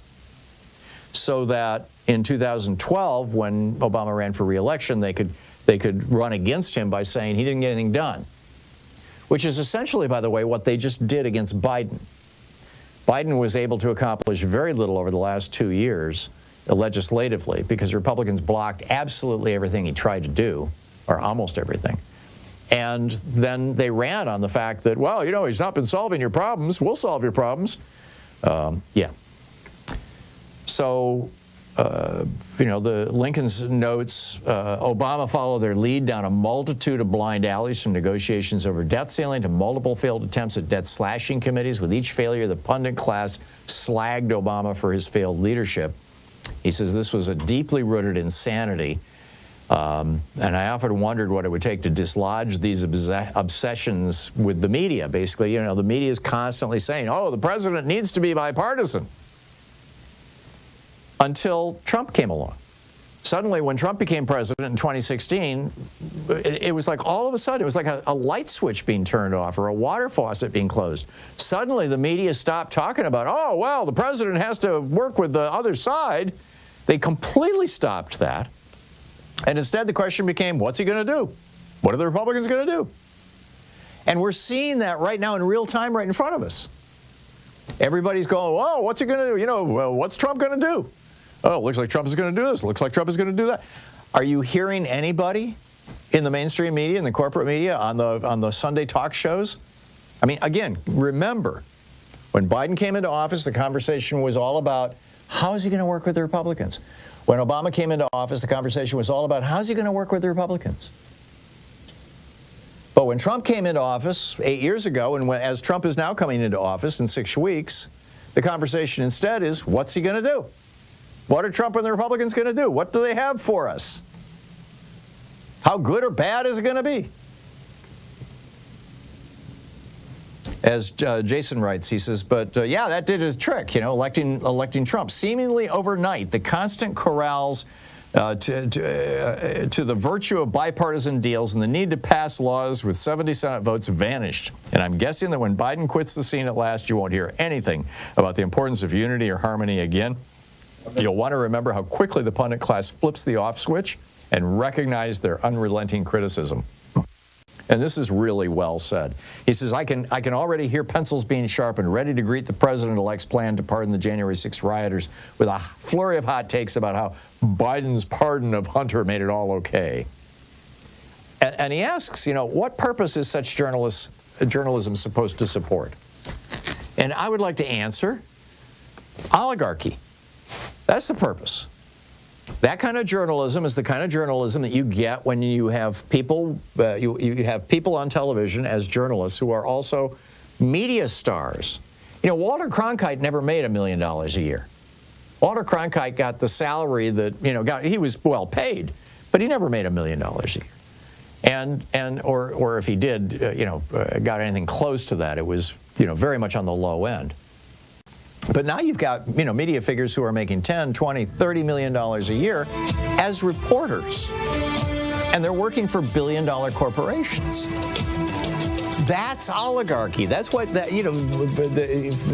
representing the interests of the oligarch class has basically become the job of our media. So get ready. I'm telling you, it's coming. 18 minutes past the hour. I'll be right back with your calls after this. This is the Thom Hartmann Program. Occupying the media 3 hours a day, 5 days a week. We're right here. I'll be right back with you.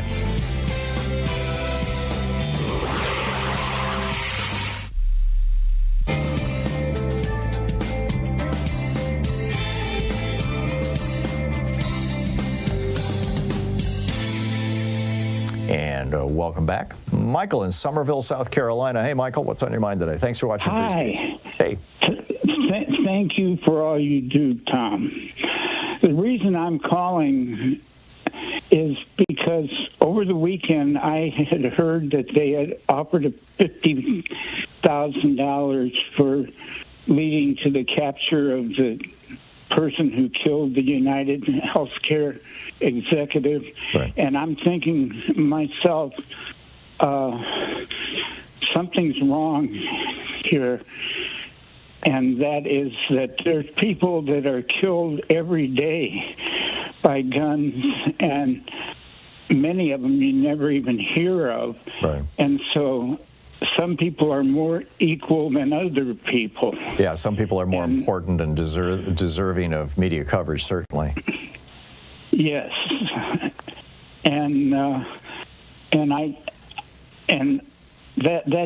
That just hit me, and I thought that everybody should be equal,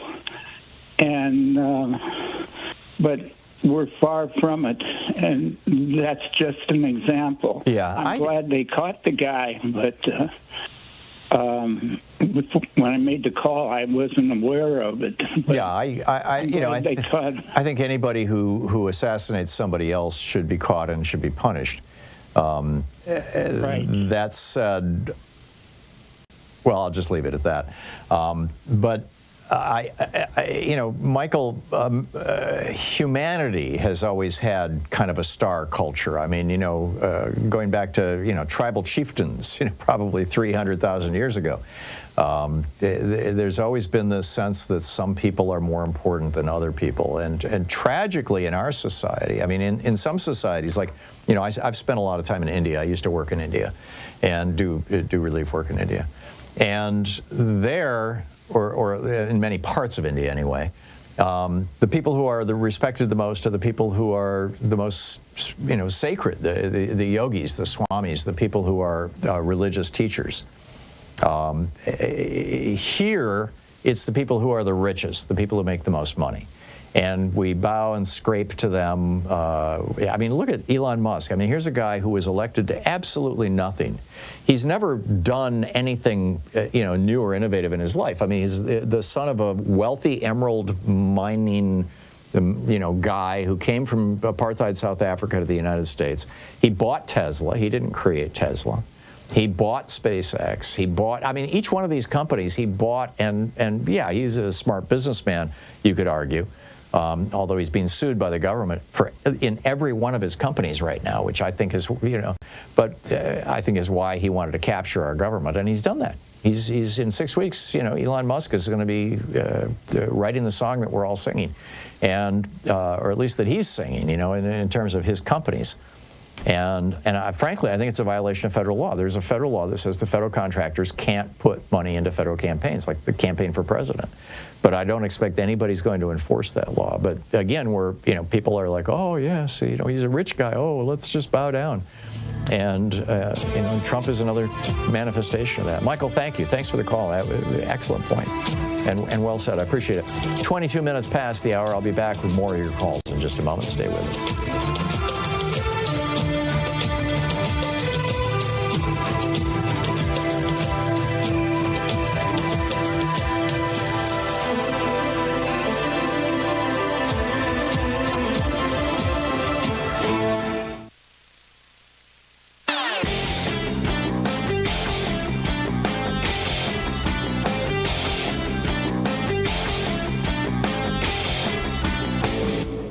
Change starts with you. You can be calling your Democratic or Republican representatives to let them know what you think by calling 202-224-3121. It's the Capitol switchboard. It'll get you right through to them.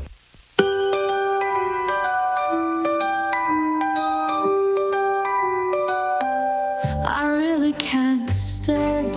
It's cold outside. Trump won't go away. Liberals, you've nowhere to hide. His tweets are so grim. He's just warming up again. The chaos is great. Your outrage is late.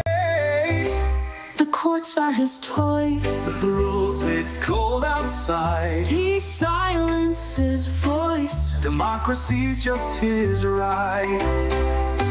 The middle class sings. Welcome back. 24 minutes past the hour. Yes, it's cold outside. The shortest day of the year is coming up in, 2 weeks?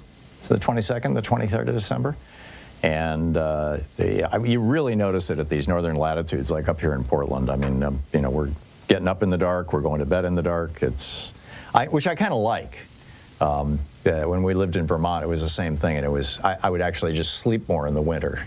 But I didn't have a regular job like I do right now, where I have to show up every morning at 8 o'clock, or really at 6 o'clock.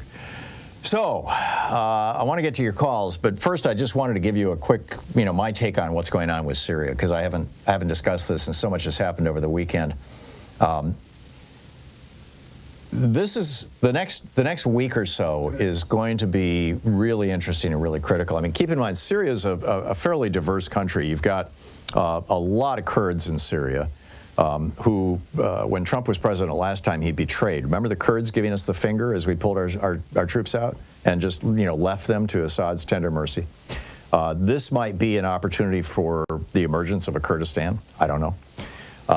You have Christians. It's a fairly diverse country, and Bashar al-Assad is an Alawite. He's a Shia. The country is predominantly Sunnis. The Shias and the Alawites are about 10% of the country, and so which could be a prescription for sectarian violence, for absolute chaos, for slaughter, and the guys taking over are Sunnis. In fact, it's an offshoot of Al-Qaeda, but apparently a far more rational one. And it looks like this guy who is the leader of this thing, Jalani, it looks like he has maybe learning the lessons based on, what happened in Iraq, what happened in Libya, what happened, across the Arab Spring, and is going to be, not the Taliban dictator type. Although, again, we don't know yet. But so far, he said he's going to protect the Christian minority. He's going to protect the Shia minority. He's going to protect the Kurds. And if that's the case, if they can put up something that looks like maybe sort of a democracy, or even just a semi-pluralistic society. Now, my sense of it is that the United States and probably Israel and Saudi Arabia are essentially saying to him, come with us and we'll help you out. And Joe Biden essentially said that yesterday. And on the other side, you got Russia and Iran and probably Hezbollah saying, no, come with us and we'll help you out. And so the guys who now rule Syria are going to have to make some decisions. They're going to have to decide who their international strategic alliances are going to be with and what they're going to do about this giant Russian naval base that's in Syria that was the reason why Russia has all these years supported Assad. So I don't think that the other shoe has yet dropped. Stay tuned. You're listening to the Thom Hartmann Program. Call 202-808-9925. So those are my thoughts. What's on your mind today? I'll pick up your calls on the other side of the break. Stay with us.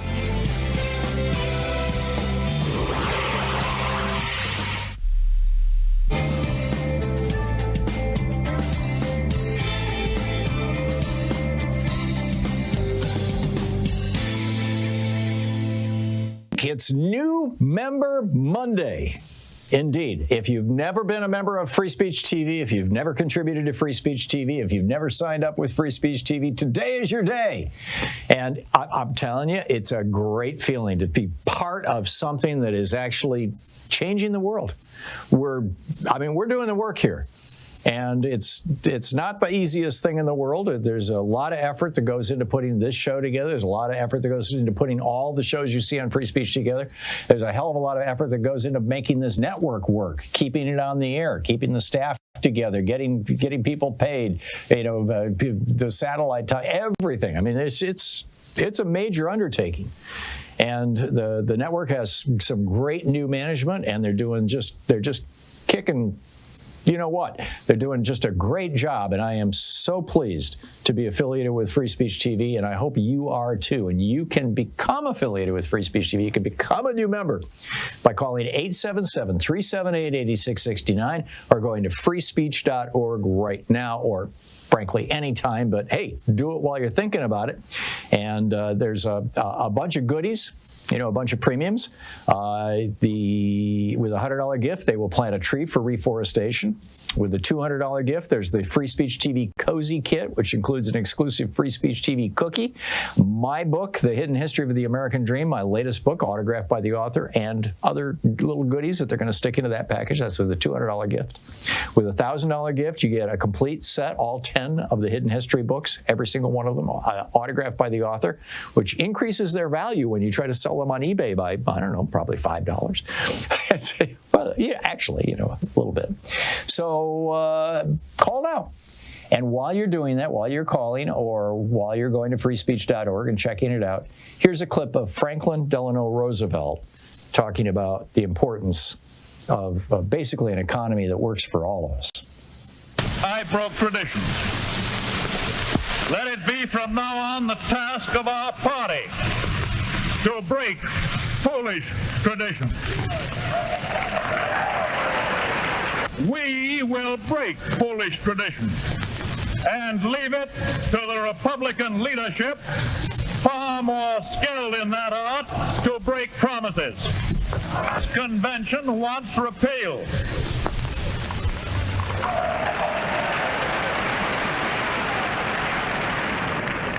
Your candidate wants repeal.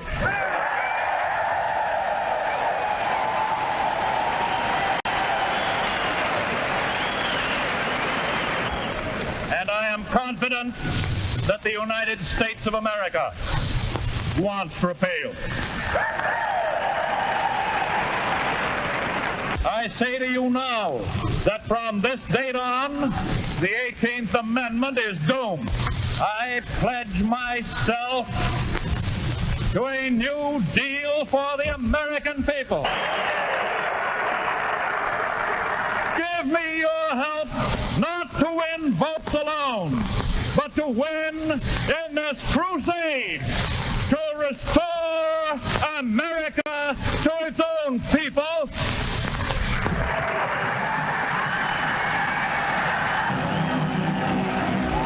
Now, what's so fascinating about that, the 18th Amendment, he's talking about prohibition.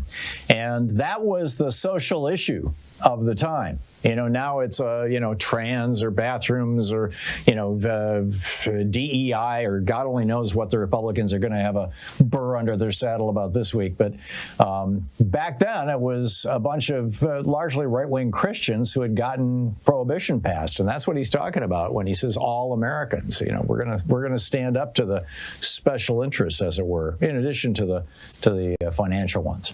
So anyhow, it's New Member Monday. Time for, if you've never before contributed to Free Speech TV, to sign up and become a member, and do so now. In addition, if you have given to Free Speech TV in the past, number one, thank you so much. And number two, it's a great day to call and make a contribution. It's a great day to make a gift. I went through the premiums that are being offered, but the point is, the biggest reward that you get for donating to Free Speech TV, whether it's $5 or $5,000, whether it's $10 a month or a one-off, whatever it may be, is the good feeling of knowing that you are part of a movement, that you are part of something that is actually informing people, helping people, moving our country forward, standing up to the fascists who have taken over the GOP, and just being honest with the American people. It's an extraordinary thing, this network. It really and truly is. Just the fact that it exists and has survived all these years. I think it's a little more than 20 years now. I've been on the network for about 15 years, and it's a remarkable thing. So please tell your friends about Free Speech TV, especially when you get together over the holiday season. Great opportunity to share the word. We really need to get it out. And call now or go to freespeech.org right now and make your contribution, be a one-off, or ideally commit to monthly regular contributions. 877-378-8669. Thank you so much for supporting Free Speech TV, and tag you're it.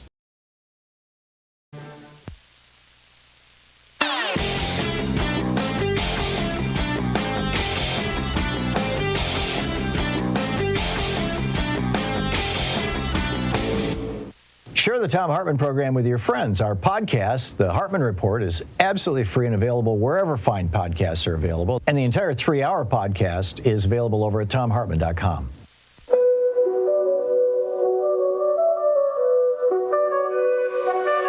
Regulations tossed like leaves in the wind. Small voices lost in the wealth machine spin. Call it freedom, call it rebirth, but it's profits over people denying what we're worth. It's the great dismantling, brick by brick, pulling down the walls that made the system stick. Where power goes to the richest few, and the rest of us wonder what we're supposed to do. They're lining up the billionaires, cash in hand, saying they'll bring back glory, bring wealth to this land. But behind the flags and promises they wave so high,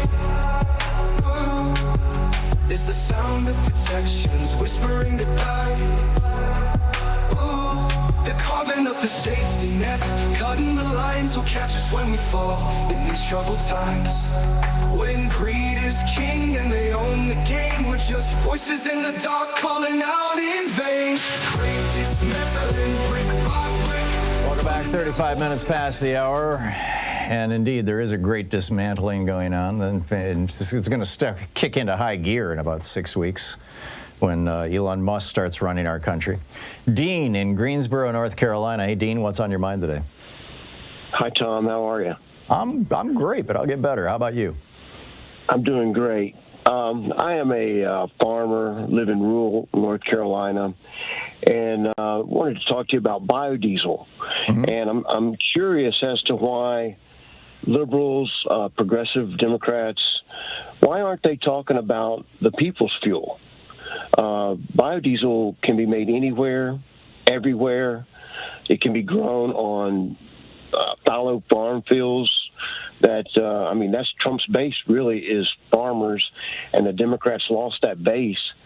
I don't understand why they're so allergic to biodiesel. I thought Democrats were the biggest promoters of biodiesel. What am I missing? No, I don't see any Democrats talking about biodiesel. Jimmy Carter had a biodiesel initiative. There was biodiesel being promoted by the Obama administration. That's exactly why Obama was elected, was because of his stance on biodiesel. Well, but when Biden got in, he didn't mention biodiesel not one time. Yeah. It was all about electric school buses. Yeah, 95% of the school buses in the country are diesel powered. No, I get that, and and I'm all in favor of biodiesel for as a transitional fuel as we transition out. But when you look at the math of it, Dean, what you find is that the inputs into biodiesel, you've got to transport seed to the land that uses fossil fuel. You've got to prepare the land with tractors and fertilizer, which by and large come from fossil fuel. You've got to grow something for a year, or for a half a year anyway, and you've got to irrigate it, and all of that consumes fossil fuels. Then you've got to harvest the crop and separate the soybeans or whatever you're making biodiesel out of, hemp seeds, from the rest of the plant, and that consumes fossil fuels. And then you've got to refine the oil into biodiesel. That consumes fossil fuel, and then you have to transport it, and that consumes fossil fuels. So, to get 1 gallon of biodiesel, you have to spend somewhere between a half and 3/4 of a gallon of gasoline or oil to get there. At least that's my understanding of it. And in fact, in the early days of biodiesel, you had to spend like 1.5 gallons of fossil fuels to get a gallon of biodiesel. I mean, that was the original criticism of it. That's not true, Tom, and I very respectfully say that. Everything that you described there in that life cycle of biodiesel can be run not on just fossil fuels. I know, but the reality is that it's not. Well, that's why we need to incorporate new business models. Yeah. For example, let me give you a great example. You live in Portland, right? Mm-hmm. Portland, about 2 years ago, came out and said that they were going to do away 100% of diesel within the city limits. Do you remember that? I don't, but I'll take your word for it. Here we are 2 years later, they're still burning fossil fuels, and their answer was that they were going to bring in renewable diesel from the South Pacific in Singapore, I believe it was. But think about this. I know nothing about that, Dean. Do you recall any of this stuff? Feedstock. Yeah. Okay. Go ahead. You can look it up. Look up Portland. I'll take your word for it for the moment. Diesel. Yeah. But think about this. Think about in Portland how much waste cooking oil is exported out by multinational corporations every day that could be turned into biodiesel there locally. Yeah, burned in their school buses, in their municipality vehicles. No, I get it. I get it, Dean. I want to move along. This is not kind of the topic of the day here, but thanks for the call, James. And speaking of Portland, hey James, what's on your mind today? Hey Tom. Okay, I want to get your take. I can see it coming. I can see a tsunami. Okay, Trump's going to do this immigration thing. Okay, all these sanctuary cities. This is where we got the homeless. And those people are going to come to the sanctuary cities. And there's going to be, people are very territorial. We are animals, just like the Mussolini, okay? And there's going to be problems. You think? What's your take? It's going to be real interesting and maybe real horrific to see how Trump plays this out. And I don't know how it's going to play out, but I do believe it's going to be a mess. James, thanks for the call. Forrest in Franklin Park, Illinois. Hey, Forrest, what's up? Yes, hi. Good day, Tom. In regards to you mentioned earlier about the Medicare being a single payer, it's really not quite, because it's akin to, it's run through private companies in Illinois, which I am from. Medicare is and not. It's the Medigap policies. Oh, Medicaid. Oh, yeah, you're right. Medicaid is often because it's administered by the states, and the states contract with private companies. You're right. Exactly. So it's akin to this business with really Medicare for all, or Medicare advantage. Yeah. And even on the exchanges, we are subsidizing private healthcare companies. You're absolutely right. And as you always rage about, if I can use that term, and I feel the same in regards to we're subsidizing their huge, gigantic profits. And in the case of Illinois, you get dental and eye care akin to the freebies that they give you on Medicare Advantage. But you have to stay in network, and it also gives a perception that it's better, these private insurance companies, than Medicare regular. And you have to have private authorization. And it's just like everything else where they insinuated themselves in these public enterprises that rightfully should be solely private enterprises. It's just like the prisons, water service, and feeding the military. They have they burrowed into the coffers in their constitutional rights to profit at the cash cow of the American people. Completely agree.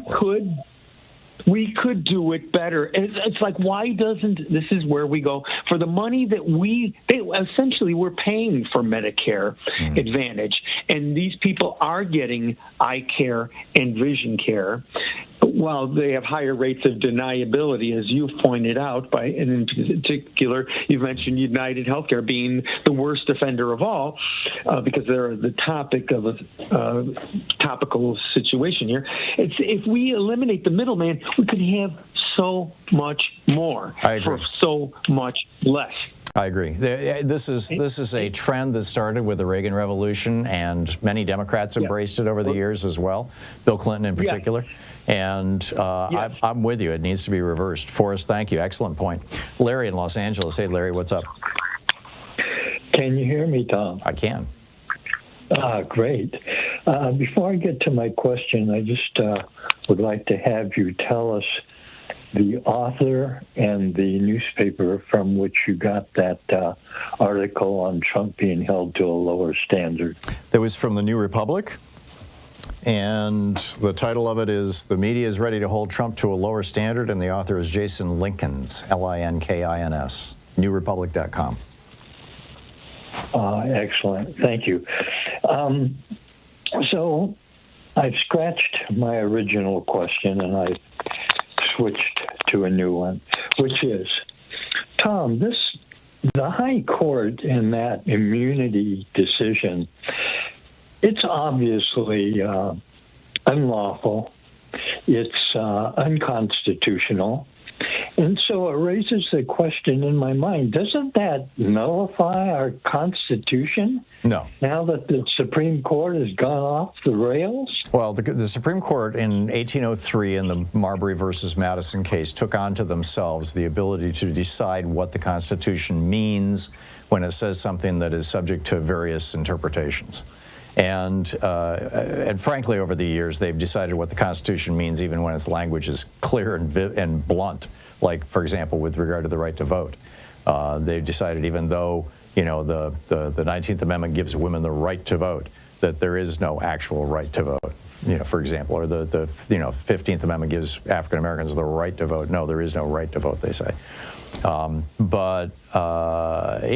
agree with you that their decision to essentially elevate Trump to king status, king-like status, was ahistoric and anti-constitutional, not just a-constitutional, but anti-constitutional. And the problem is that without Democrats having control of Congress, there's not a great deal that can be done about it, because Republicans are all down with this. Republicans, in my mind, by and large, just want to see the Constitution gutted. Larry, thank you for the call. They do not like our form of government. They want an oligarchy. They want America to look more like Russia or Hungary. And many of them will just tell you that right up front. You're listening to Thom Hartmann. Visit ThomHartmann.com for audio and video archives. I'll be right back with more of your calls in just a moment. Stay with us.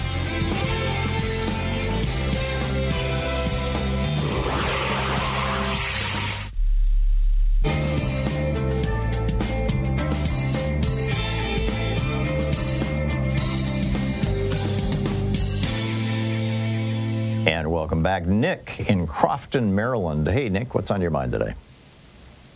Hey, Tom, how are you? I'm fine. What's up?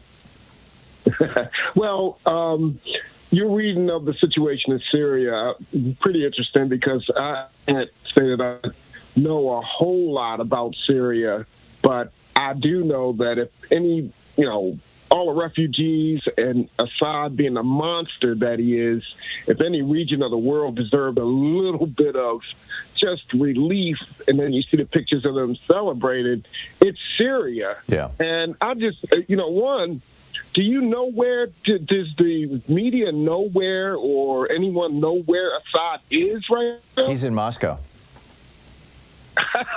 Well, he flew out of Syria, or was reported to have flown out of Syria on Sunday morning, I believe. And the reports were that they thought his plane had been shot down because it vanished off the radar screens. I'm pretty sure that the pilot just turned off the transponder, which makes the plane essentially invisible to flight radar anyway. And and then just chartered a course to Moscow, but he's definitely in Moscow. That's been reported. And he had sent his wife and son, apparently the day before, or maybe 2 days before, to Russia. Wow. So this was and, fairly I think what happened to us here when the election on November 5th, I think, when Trump won, there hasn't been a lot of good news, but I looked at that as good news because that's just an awful refugee situation.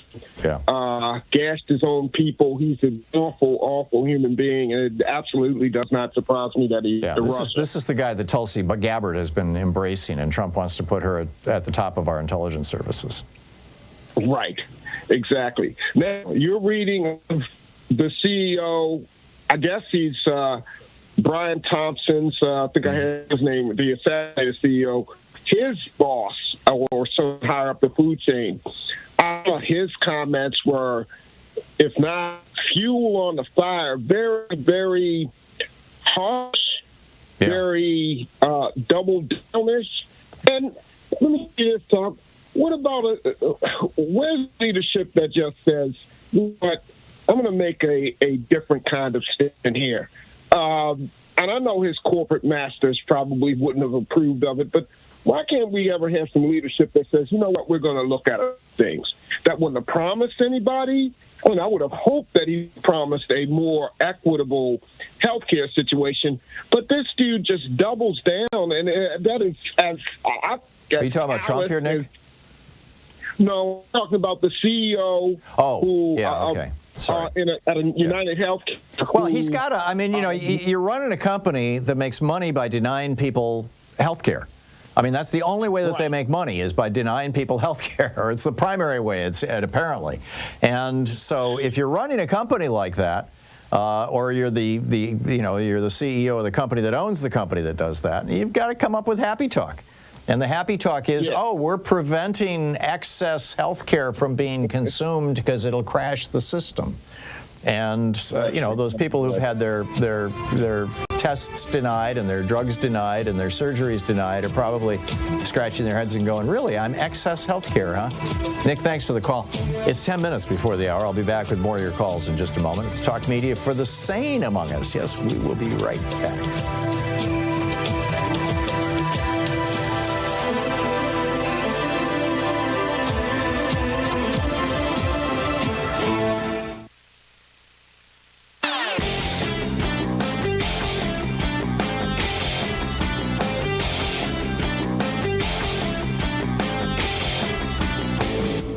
From all of us here on the Thom Hartmann Program to all of you, happy holidays, and thanks for listening.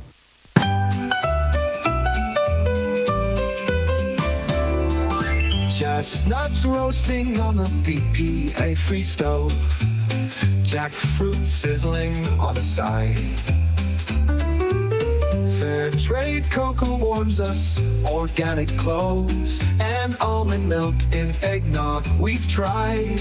51 minutes past the hour. Yes, let's have a vegan Christmas, or holiday season. So the person of interest who has been apparently not formally charged, but taken into custody. I don't know if that means arrested or not. I believe it does.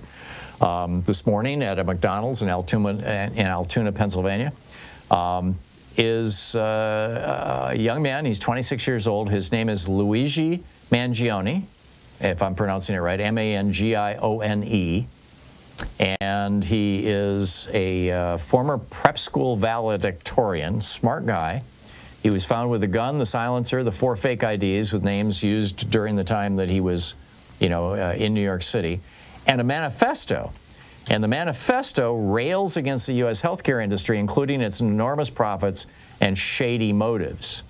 And then it goes on to say, Mangione had a particularly personal reason, now this is from the New York Post, had a particularly personal reason to hate the medical community, its treatment of an ailing relative.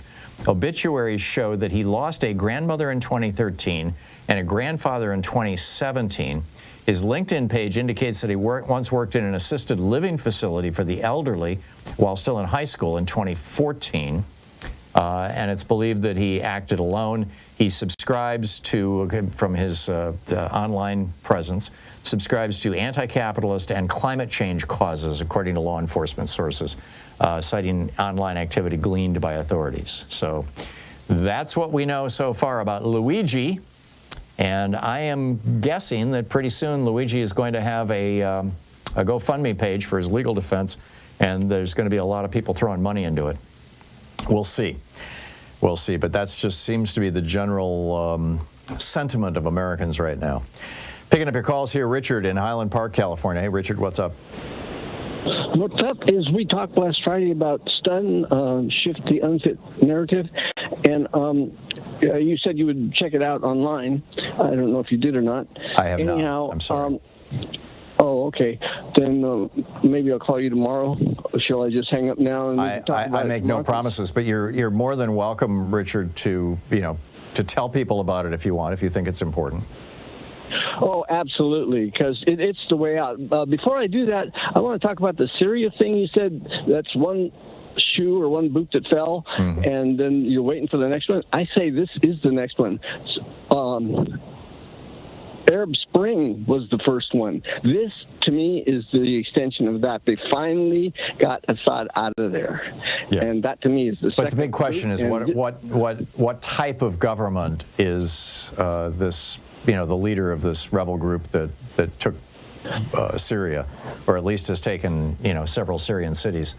What form of government is he going to create? There are several models out there, in the Arab world. Oh, sure. Yeah, that's accurate, and we don't know. So, but it's got to be better than Assad with his Russian tie and all that. So, probably. I'm guessing a lot of women in Afghanistan would disagree with you. Okay, so what I will say is about Passoir, P-A-S, Paul, P as in Paul, ASOIR.com, you will find something called stun. And stun is the statement that this election is not over. For people who are giving up and saying Trump is going to be the next president, that doesn't need to have to be. And they're counting on you, Tom, and on Amy, because you're the most trusted people for us who are out here in the audience, and they will be contacting you about their strategies. Yeah, so well, I look forward to that, Richard. I don't see any way out of this, but if somebody's got, and I'm familiar with the 14th Amendment, and I'm familiar with all the arguments, but I just, Biden has all but said, he'll be there at the inauguration and everything's going to be cool. So, Richard, thanks for the call. Roger in Seattle. Hey, Roger, what's up? I wanted to riff on the single payer that Bernie Sanders wishes to go for promote. it. Thank you for mentioning that this morning. One of my favorite authors is N. Scott Peck. He has a book called People of the Lie, which maybe people should read about our president. Okay. I read it 20 years ago when it first came out, maybe 30. Yeah. But I think his premise is root of all evil is lying, not money.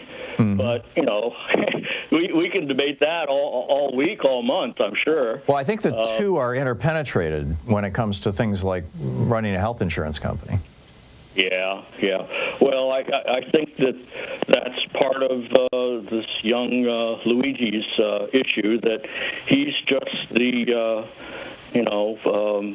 as the Hebrew Bible states, the fourth and fifth generation, sins of these people saying, "Oh, well, let's go commercial with our health insurance and not follow good examples from around the world outside the United States." Yeah. So it's going to be a lot of pain and suffering because we don't like change. Yeah. So with all these billions of dollars, it's going to take us a while to change to a single payer or something close to it, which really would be the ideal way for us to take care of our health issues, I think. It really would be. It's the most efficient, it's the most cost-effective, and it's the most humane. I mean, it provides the greatest amount of benefit to the greatest number of people for the lowest cost. And every other developed country in the world has demonstrated that. Roger, thank you. Spot on. On the other side of the break, more bird flu coming? Uh-oh. And voters in Missouri want the right to abortion. Republicans are trying to screw them. I'll tell you about that, and I'll continue picking up your calls. What's on your mind? Stay tuned. You're listening to Thom Hartmann. In addition to bringing you the Thom Hartmann Program here on Free Speech TV and Video Media Online, we also have a whole set of ways you can interact with us and tools you can use to spread the word about the importance of democracy and the threats to it in our republic. First, there's your daily homework. Sue Nethercutt puts together a daily email newsletter that has a link to every story I discuss on the air, so you can find my sources and you can share them with your friends. It's free and you can sign up at thomhartmann.com. Second, I publish my daily take every day over at the hartmannreport.com website. That's also free if you want the daily 5 days a week rant in your inbox. No ads either. Third, we have the podcasts. There's the free 1-hour version of our daily show that's advertising supported. You can find that wherever you get your podcasts normally. And then there's also the podcast of the entire 3-hour show with no advertisements, and that's available by subscription over at thomhartmann.com. So check them all out at thomhartmann.com and hartmannreport.com.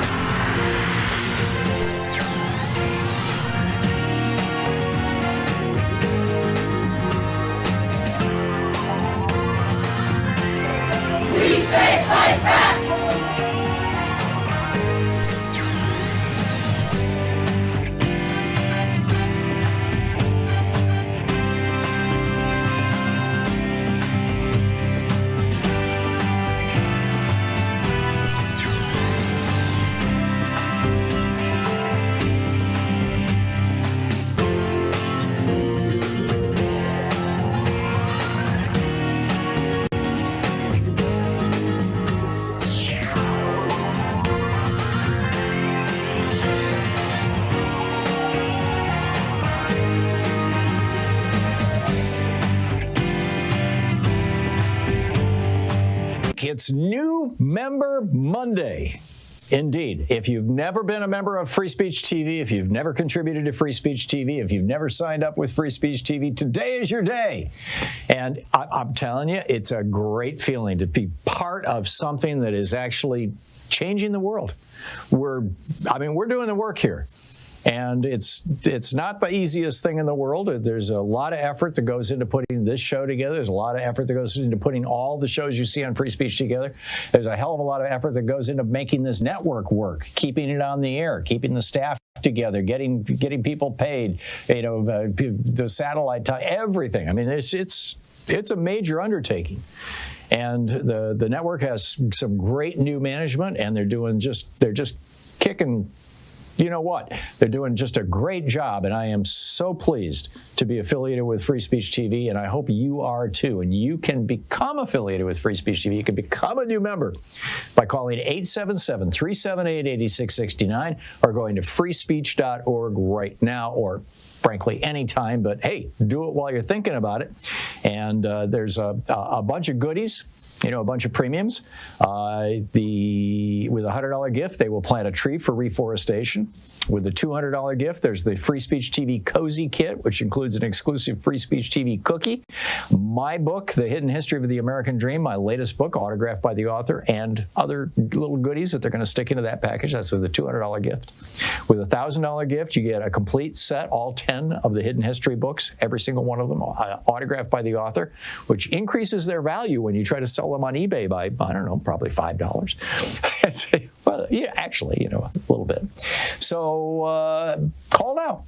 And while you're doing that, while you're calling or while you're going to freespeech.org and checking it out, here's a clip of Franklin Delano Roosevelt talking about the importance of basically an economy that works for all of us. I broke traditions. Let it be from now on the task of our party to break foolish traditions. We will break foolish traditions and leave it to the Republican leadership, far more skilled in that art, to break promises. This convention wants repeal.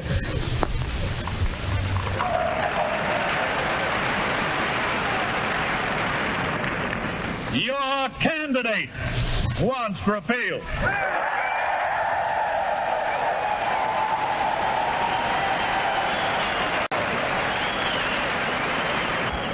And I am confident that the United States of America wants repeal. I say to you now that from this date on, the 18th Amendment is doomed. I pledge myself to a new deal for the American people. Give me your help not to win votes alone, but to win in this crusade to restore America to its own people.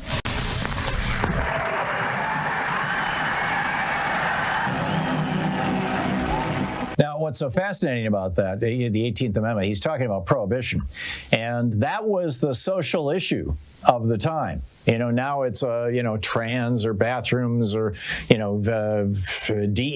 or God only knows what the Republicans are going to have a burr under their saddle about this week. But back then, it was a bunch of largely right-wing Christians who had gotten prohibition passed. And that's what he's talking about when he says all Americans. We're going to stand up to the special interests, as it were, in addition to the financial ones. So anyhow, it's New Member Monday. Time for, if you've never before contributed to Free Speech TV, to sign up and become a member, and do so now. In addition, if you have given to Free Speech TV in the past, number one, thank you so much, and number two, it's a great day to call and make a contribution. It's a great day to make a gift. I went through the premiums that are being offered, but the point is, the biggest reward that you get for donating to Free Speech TV, whether it's $5 or $5,000, whether it's $10 a month or a one-off, whatever it may be, is the good feeling of knowing that you are part of a movement, that you are part of something that is actually informing people, helping people, moving our country forward, standing up to the fascists who have taken over the GOP, and just, being honest with the American people. It's an extraordinary thing, this network. It really and truly is. Just the fact that it exists and has survived all these years. I think it's a little more than 20 years now. I've been on the network for about 15 years. And it's a remarkable thing. So please tell your friends about Free Speech TV, especially when you get together over the holiday season. Great opportunity to share the word. We really need to get it out. And call now or go to freespeech.org right now and make your contribution, be a one-off, or ideally commit to monthly regular contributions. 877-378-8669. Thank you so much for supporting Free Speech TV, and tag you're it.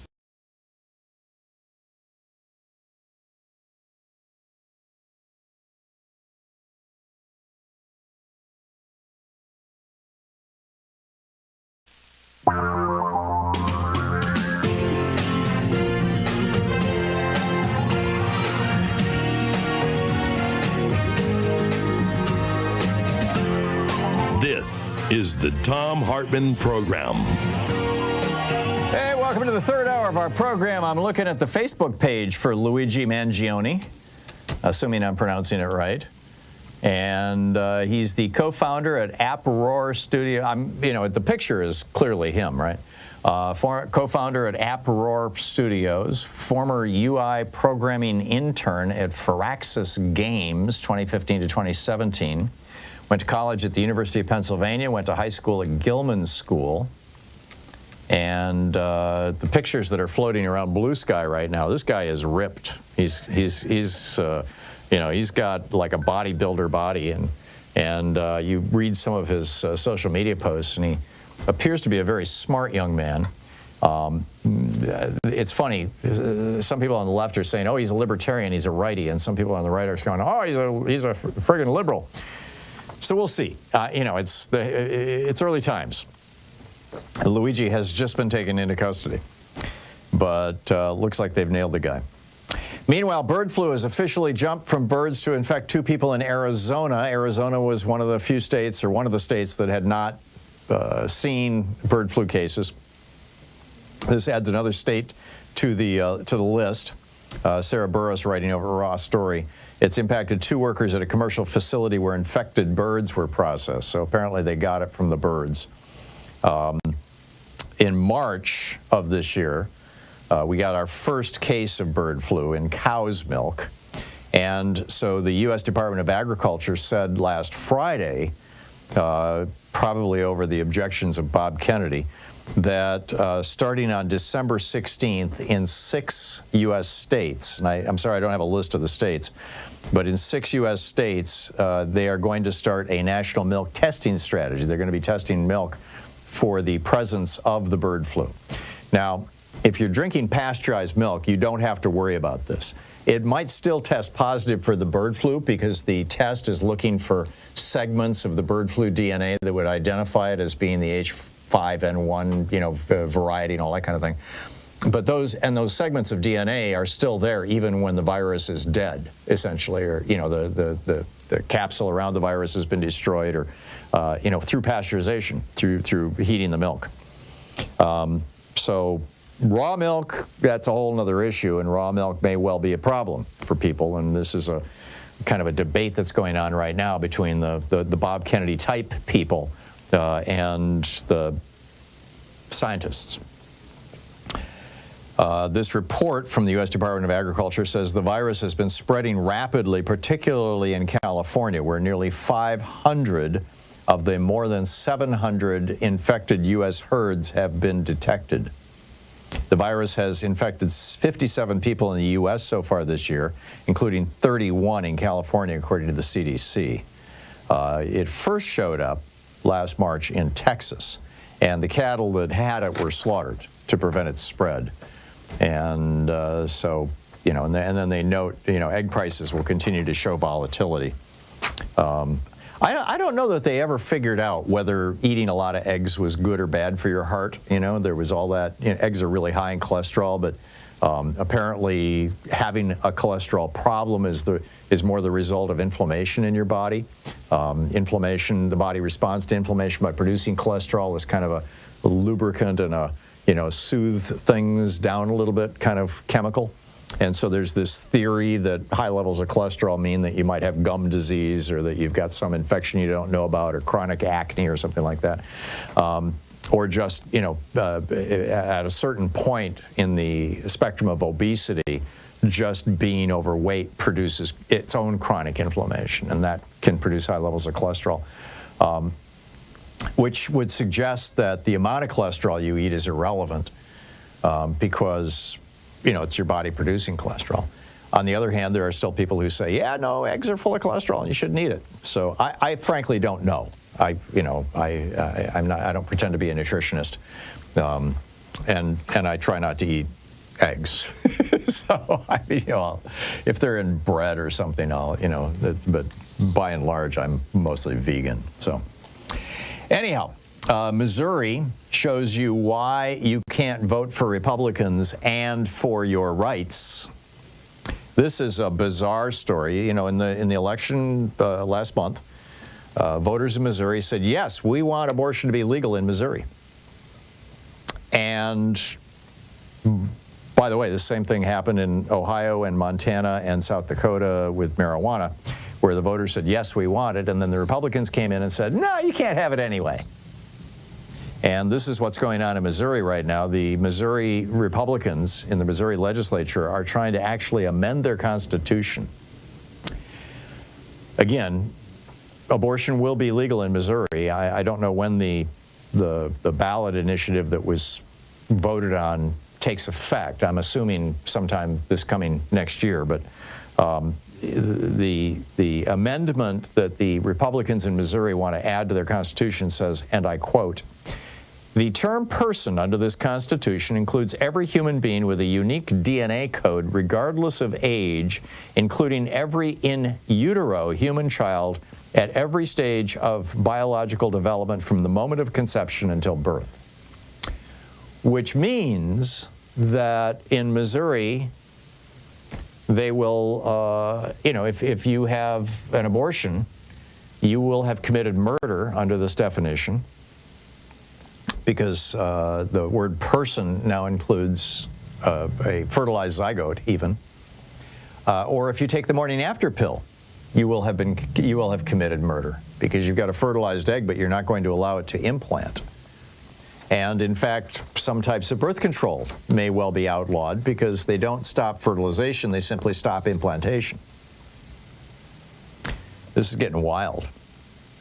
ProPublica reports, and I quote, "Other proposed amendments include stricter abortion limits, such as restricting access to cases of rape, incest, medical emergencies, and fetal anomaly. And these measures would impose additional requirements, such as mandating that rape survivors file police reports in order to obtain an abortion. GOP lawmakers have also introduced a measure to raise the threshold for amending the state constitution through voter initiatives, which could make it harder to pass similar measures in the future." And Robin Pinocchia, who wrote this piece for Wonkat, notes, this is what Republicans did in Ohio when voters passed an abortion rights referendum. It's what Republicans did in Montana. It's what Kristi Noem did in South Dakota when voters legalized marijuana. I can't think of a time Republicans haven't tried it. So, yeah, you think Republicans are your friend? Think again. All right, what's on your mind today? Chris in Catskills, New York. Hey, Chris, what's up? Tom, I wanted to talk about Luigi Mangione's motives and the flaws in our healthcare system and his right to quality legal representation. But I want to touch upon Orange County, New York State Senator James Skoufis' run for being the next Democratic National Committee chair. Senator Skoufis has represented state assembly and state Senate districts over the last 12 years that went plus 14 for Trump, plus 15 for the Republican New York gubernatorial candidate Lee Zeldin. And last month, Skoufis just got reelected by 14 points in a district that went 10 points for Trump. And he's a Democrat. Skoufis, I'm assuming. Yeah, Skoufis is a dynamic campaigner, superb debater, and a policy. He's one of the guys who's running for DNC chair, isn't he? He's on it was like a front page story or a top page story in the New York Times like a week and a half ago. Yeah. So what helps him get elected in red districts essentially? Well, he's a policy wonk, and he's a dynamic campaigner, and he's a superb debater. I've watched him debate in person, and he doesn't focus on attacking Republicans. He just focuses on what he will do to help his constituents. It's kind of a Bernie Sanders approach. But Bernie articulates himself well, particularly for his age. It's amazing how well he's held up. But Bernie is a far left socialist, whereas Skoufis I think doesn't really. Skoufis is a policy wonk. He's not. Bernie's like not a socialist. ideologue. He's a democratic socialist. He wants Denmark-style socialism, not Soviet-style socialism. Let's be very clear. But I think that this represents. I was a former elected official myself as a Democrat, and I'm out of the mold of Skoufis. I flipped a red district. I took out a county legislator that hadn't lost an election in 18 years on any level, and I beat him by 10 points. My first time ever running for office, and. The Democratic Party will be making a huge mistake if they don't choose Skoufis, because it represents a turning point in the party. Now, I think that you happen to be, hands down, the best progressive talk radio host in the country by far. I've been listening to you for the better part of 9 years. I also listen to a lot of conservative talk radio, and I'm a regular caller on some of their programs. Anthony Weiner a little bit, too. He's got a program out of WABC in New York. But I think this really represents an opportunity. I'll check him out, Chris. I got it. So, Chris, I'm up against a break here. You wanted to talk about the about Luigi? I would really like to. I would like to see Ron Kuby, who is also a good talk radio host back in the day as a progressive. I would like to see him. Ronald Kunstler's former assistant volunteer to take this case because that's where he practices law in the state of New York. But there's so many flaws in our healthcare system. I was a caregiver for both of my parents for over a dozen years while they were in their late 70s and 80s. And I saw so many mistakes made in hospitals, in nursing homes, by specialist offices. Right. And, like if you're in a nursing home and you witness things that are wrong, they'll have a sign that says, call this number, like in the elevator, to report it. That number goes straight to the executives running the corporation, the nursing home corporation. Brilliant. They rig everything. I can call in another time, I get it. And I'll fill you in on things that I've witnessed. No, that's fine, Chris. Thanks a lot for the call. It's coming up on 18 minutes past the hour. What do you think about Luigi? We'll be right back. This is the Thom Hartmann Program. Exposing the con in conservative. I'll be back with your calls in just a moment. It's 18 minutes past the hour.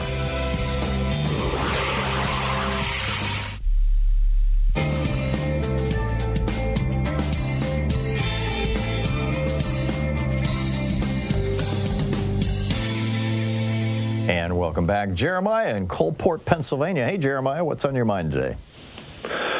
Hey, Tom, I live, Coalport's about half an hour away from Altoona, so that's on my mind. Okay, so they busted Luigi right down the road from you, in other words. Yeah, basically. But I'm thinking about how this could, it should affect the gun laws of our country, because whenever billionaires pass laws, they do it with the understanding that the negative effects visited upon the American people will not affect them personally. And yet, this guy... Well, Thompson wasn't a billionaire. He's only worth $40 million, according to the media reports. He's just the top. He's the top 1%, not the top 1/10 of 1% or 1/100th of 1%. Maybe he's the top 1/10. But he's still wealthy, and the understanding is that the billionaires don't. They think that they're. They travel on private jets. They never have to go through airport security. They never have to. They eat in restaurants where you have to get a reservation 6 months in advance if you can even get in. They live a very, very separate life from the rest of us. Most people have no idea how incredibly insulated billionaires are from average Americans. I understand that, but still, if I were in their position making decisions that cause misery, I would want there to be fewer guns. Yeah, you would think. Because this could possibly start like a copycat thing. It could. It could. We have school shootings are prevalent. Yeah, that was my take on it last week. I did a little incorrectly. I got the timeline wrong, but I did a little mini history of school shootings and how they just kind of it became contagious. And will killing healthcare executives become contagious? I doubt it, but it's clearly a concern in the industry right now, Jeremiah. So, why won't they pass law? Why aren't the billionaires or the millionaires? Why aren't they going to take a lesson from this and say, hey, maybe it would be a good idea to have fewer guns in this country because I don't want to end up like Brian Thompson. My prediction is that you're going to start seeing feel-good ads for these very toxic companies. They're probably preparing them right now. It takes a while to put together a good ad. But probably starting after the first of the year, or maybe even during the holiday season, you're going to start seeing, here at Anthem Blue Cross Blue Shield, we really care about people. And you'll see some, oh, Mom got such great care when Anthem Blue Cross Blue Shield wrote the book, And that's my prediction, that they're not going to try to reduce the number of guns, and they're not going to try to, reduce the number of times that they say, no, you can't have that procedure to people. They're going to respond with a massive advertising/PR blitz. And they're spending over $100 million a year right now lobbying, which is a kind of a joke. We really should call it bribing. And I'm guessing that they're going to increase that amount as well. How much money could that pay for care, Yeah. Well, it's, the amount that they spend on lobbying wouldn't pay for a lot of care, but, just United Healthcare made, what, $2.5–3 billion last year? I mean, that could pay for a hell of a lot of care. And that, much of that profit came from saying no to people who wanted health care. That's their business. Their business is basically saying no. Jeremiah, thanks for the call.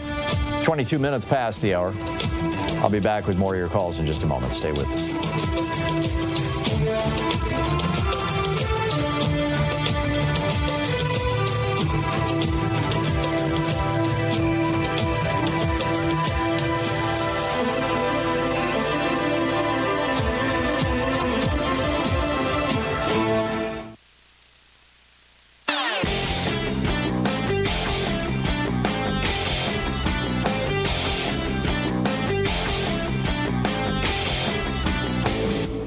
Missed my opening rant today? It's usually published over at HartmannReport.com, where you can read it and share it with your friends for free. Check it out, HartmannReport.com.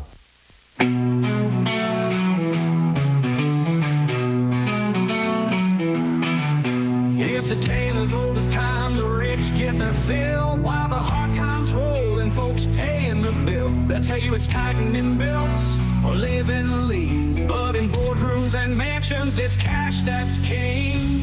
Oh, they play that game when we take the fall. When the market's crashing, they're having a ball.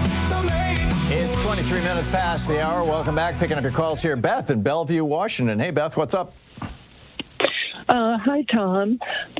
Hey, I wanted to let you know that the sermon at my church yesterday was Las Posadas. It was about immigration. Mm-hmm. And in the Seattle area, I'm not sure about Portland, but in the Seattle area, a lot of meetings and government gatherings start with a proclamation to the Coast Salish people. Do you do that around Portland? Some groups do, some don't. So okay, yeah. So it's acknowledging the colonization of Europeans, and they're usually really beautiful proclamations. Yeah.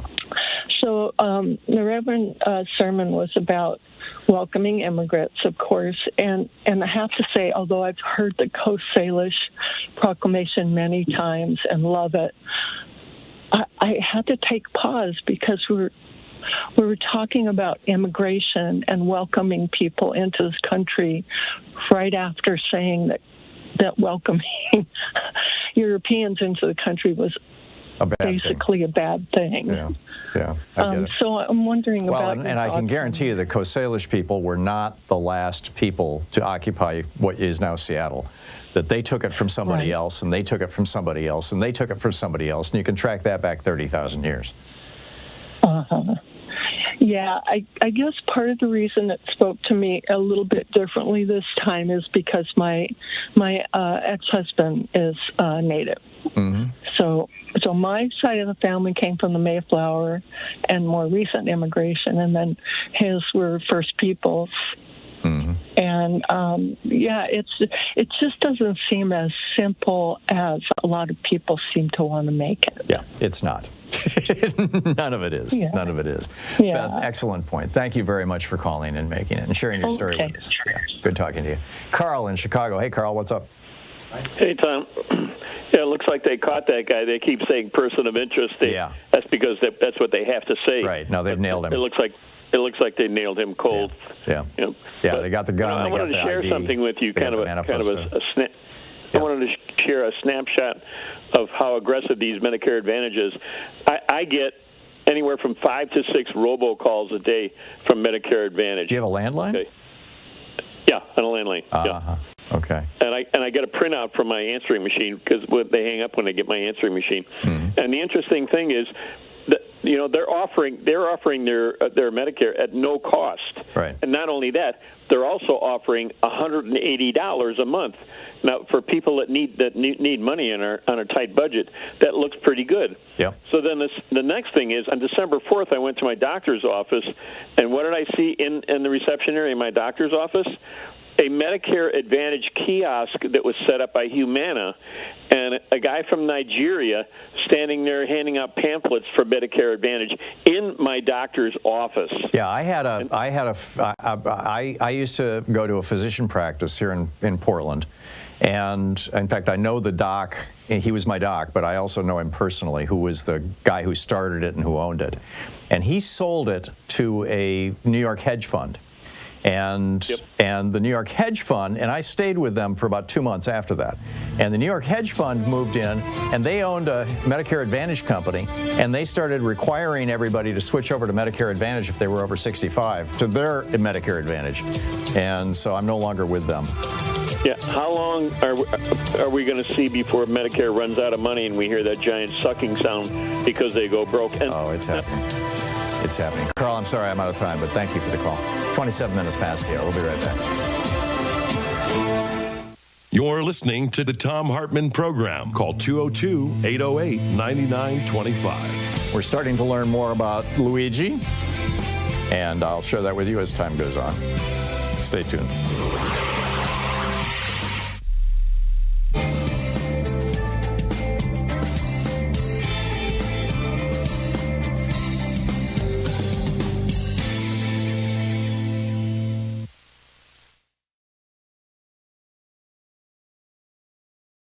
It's New Member Monday.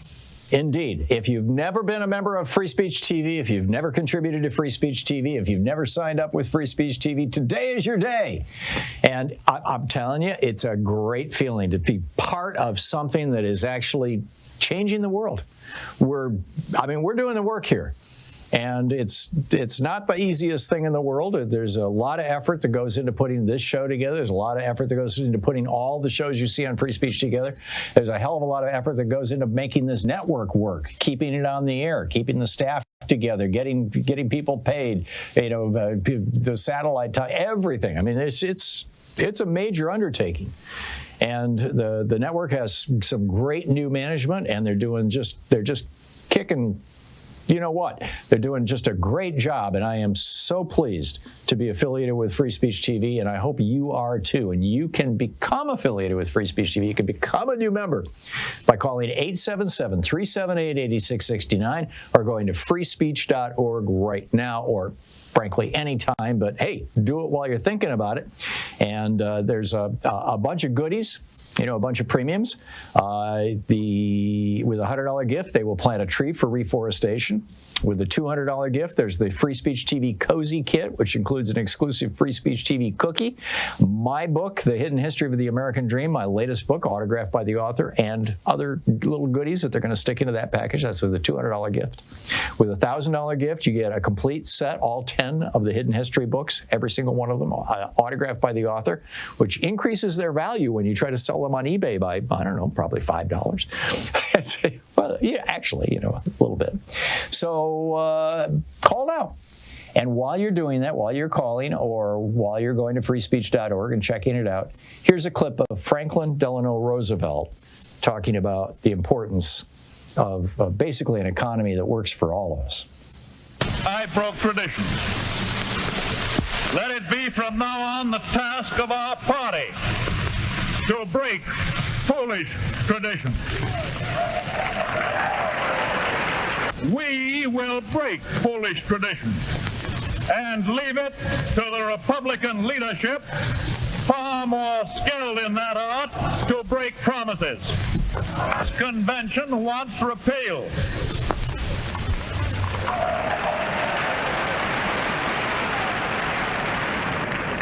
Your candidate wants repeal.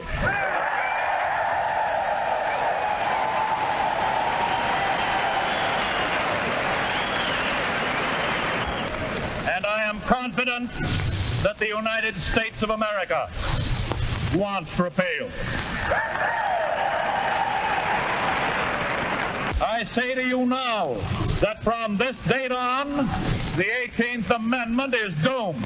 I pledge myself to a new deal for the American people. Give me your help not to win votes alone, but to win in this crusade to restore America to its own people.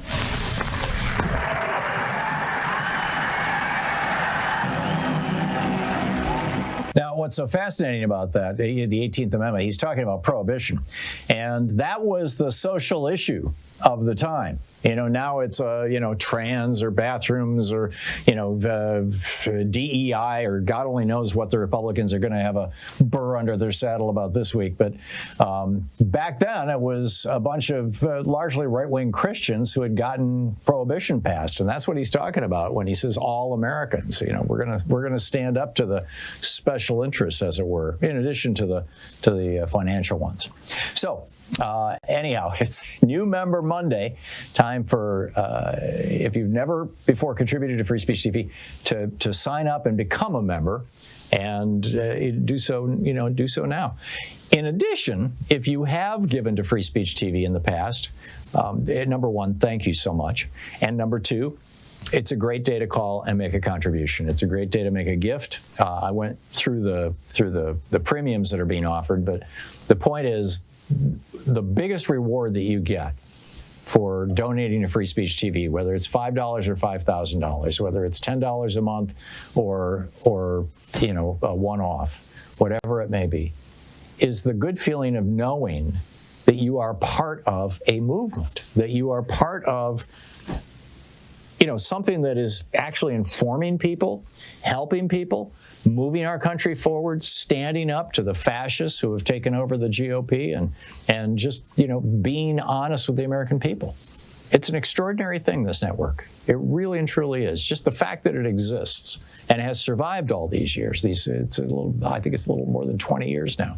I've been on the network for about 15 years. And it's a remarkable thing. So please tell your friends about Free Speech TV, especially when you get together over the holiday season. Great opportunity to share the word. We really need to get it out. And call now or go to freespeech.org right now and make your contribution, be a one-off, or ideally commit to monthly regular contributions. 877-378-8669. Thank you so much for supporting Free Speech TV, and tag you're it.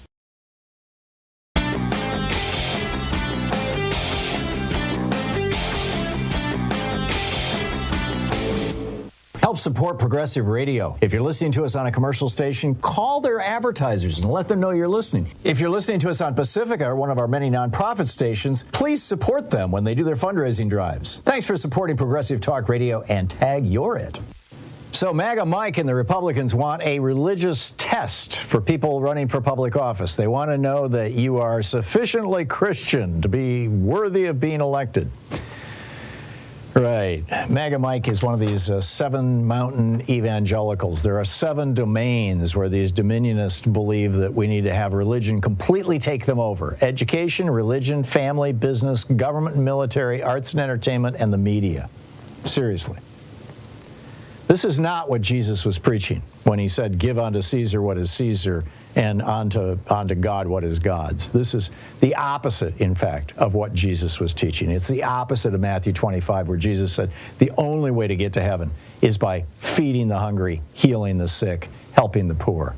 This is counter-Christian, anti-Christian, in fact. In fact, I think you could say it is the Antichrist's work. There's a piece about it over at HartmannReport.com. Check it out.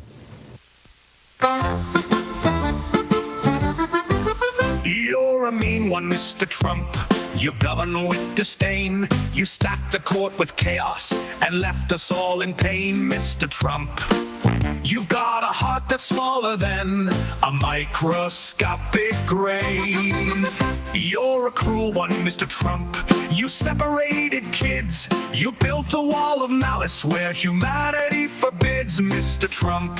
Welcome back. 35 minutes past the hour. So I'm looking at Luigi Mangione's, assuming that's how it's pronounced, at his Twitter page. It's, if you want to look it up, it's still currently live. It's at Pep Mangione, at PEPMANGIONE. It says MSc and BSc in computer science at Penn. It says he lives in Honolulu. I think that's probably wrong. There's a link tree link there also. He's been on since 2016. He follows 76 people.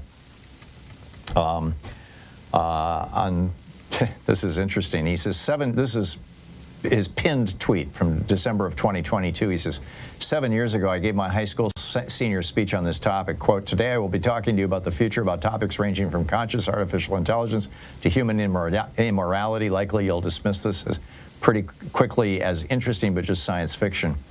And he's talking about, you know, the future of the human race here.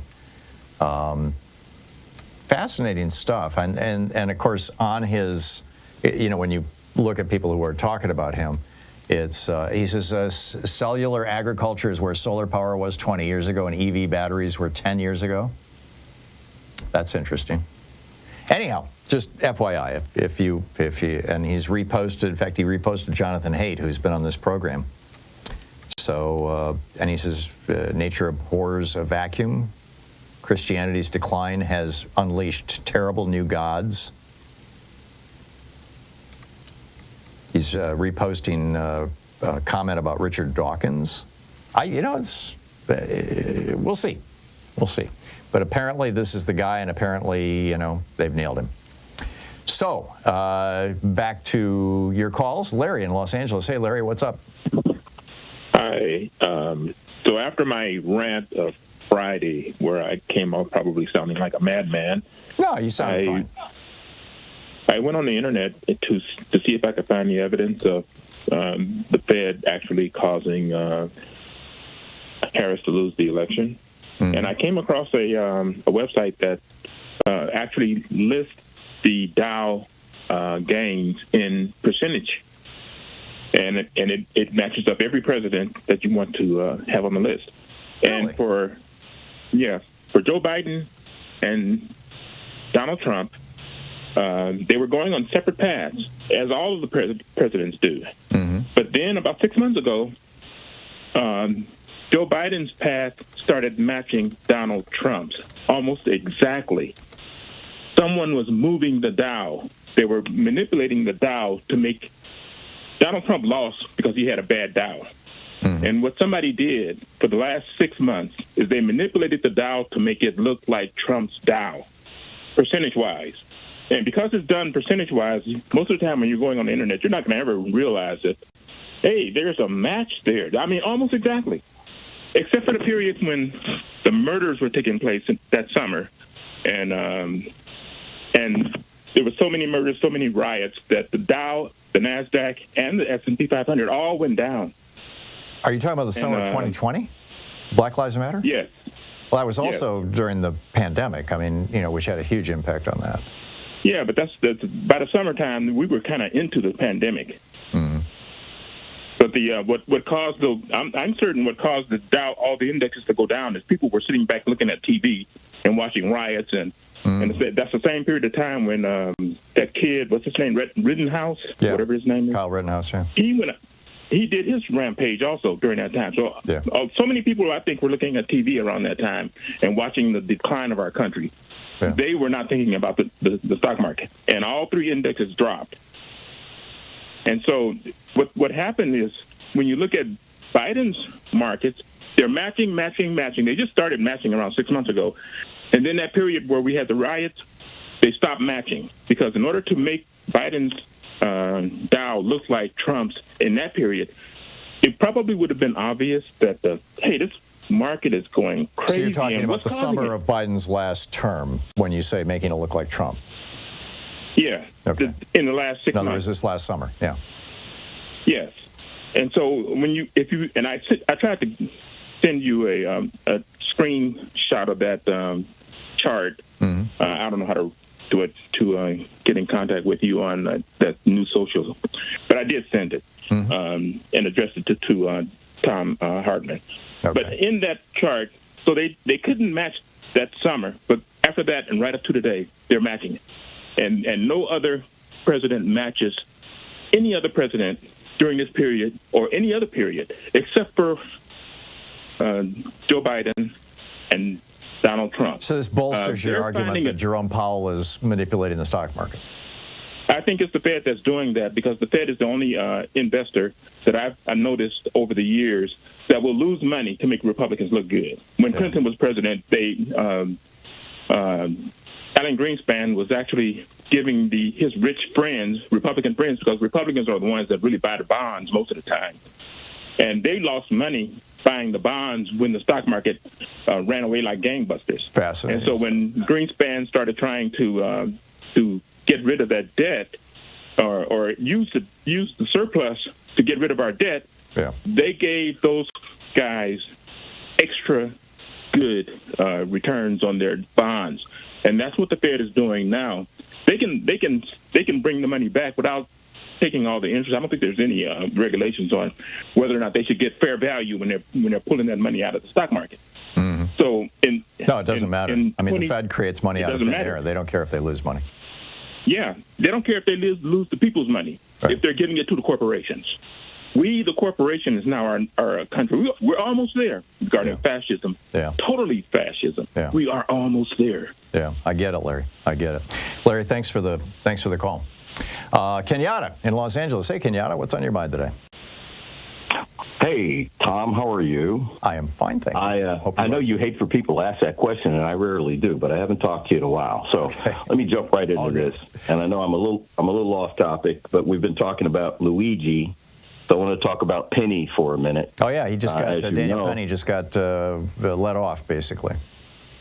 He was acquitted, and in our last conversation, last time I talked to you, which was maybe some 3 weeks ago, I mentioned to you that Jose Ibarra, because we had both cases going at the same time, which was the Lake and Riley case, which went to trial, ironically, in a mere 8 months, which is almost crazy in a murder trial. Right. He went to trial in 8 months. Daniel Penny's trial took a year and a half, a little bit more than that. Right.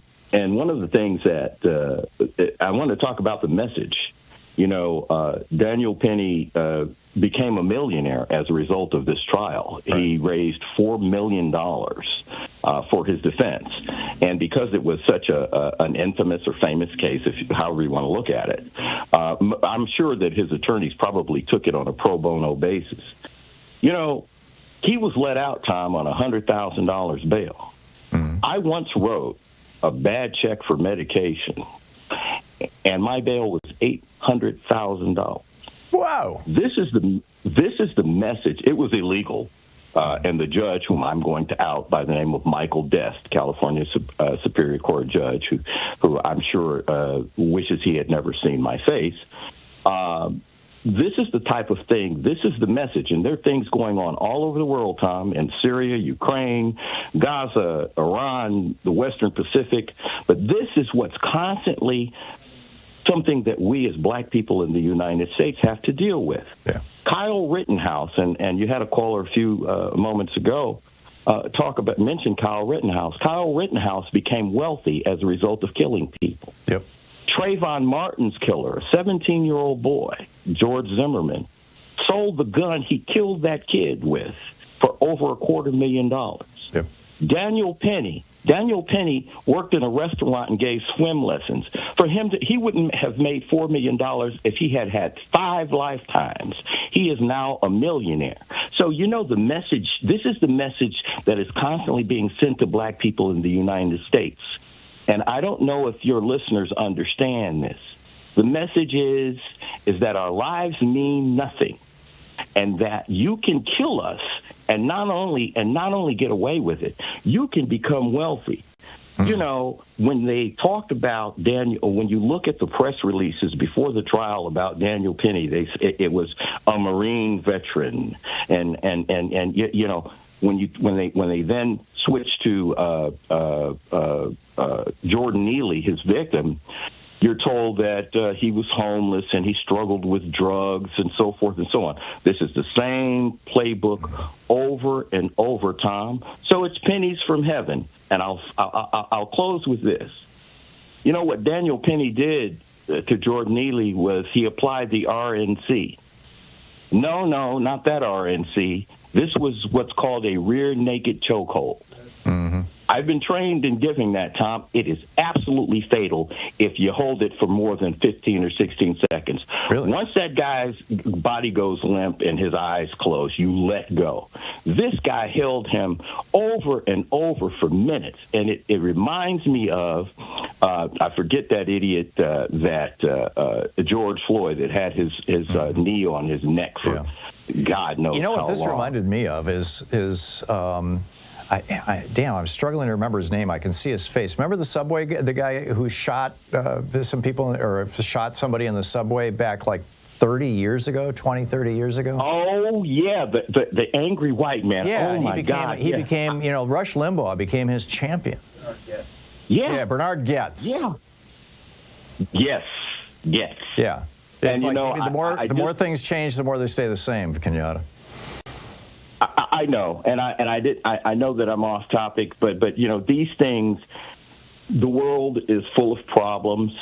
We're concerned as black people in the United States about global warming, climate change. We're concerned about the same things that everyone else is, but we cannot get out of this box. It happens over and over, decade after decade, century after century, and that is an indication, Tom, that there's something deeply wrong with this country. And I lastly want to say this. This is what we can expect. This is the fallout of the Trump re-election or election or coronation or whatever you want to call it. We're going to see more and more of this. And don't you think for a minute that Neely verdict Penny verdict did not have some nexus to the Trump incoming administration, and we're going to see more of this stuff. Well, Trump has emboldened these people. Yeah, there's no doubt about that. And we're going to see. We're going to see more of this. Thanks, Tom. Yeah, good talking to you, Kenyatta. And thank you very much. Spot on. It's 48 minutes past the hour. I'll be back with more of your calls in just a moment. Thom Hartmann Program, speaking the truth to the multinational corporations and the big health insurance companies who'd really rather you didn't know all about. We'll be right back.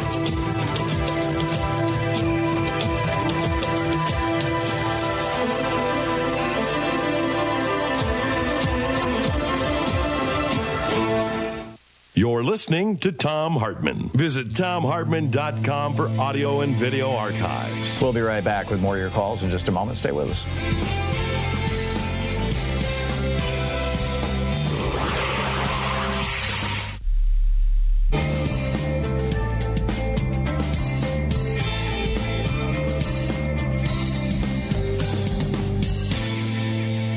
And welcome back. Marilyn in Sun City, Arizona. Hey, Marilyn, what's on your mind today? Hey, Tom, I won't ask you how you're doing because you're great, but you'll get better. So it's always hard to follow Larry and Kenyatta, but I heard what you said about Ben Wickler, and I completely agree. I'm kind of on a different topic. Healthcare is my passion, but I did want to say this. I think that it should be revisited and would be interested in your opinion because I brought this up back last February. I think Dean Phillips from Minnesota should be revisited, and the quick reason why, and I brought it up, I called in back then, and everybody was saying, no, we're going with Biden, Biden's it, there's not going to be a primary, we were just doing this, and I thought, okay, fine, and then we got Kamala, and that was fine, she did great, I think she did a great campaign, but we need to look to 2028, and Dean Phillips has no controversies that I could find, no scandals, he voted with Biden 100% of the time.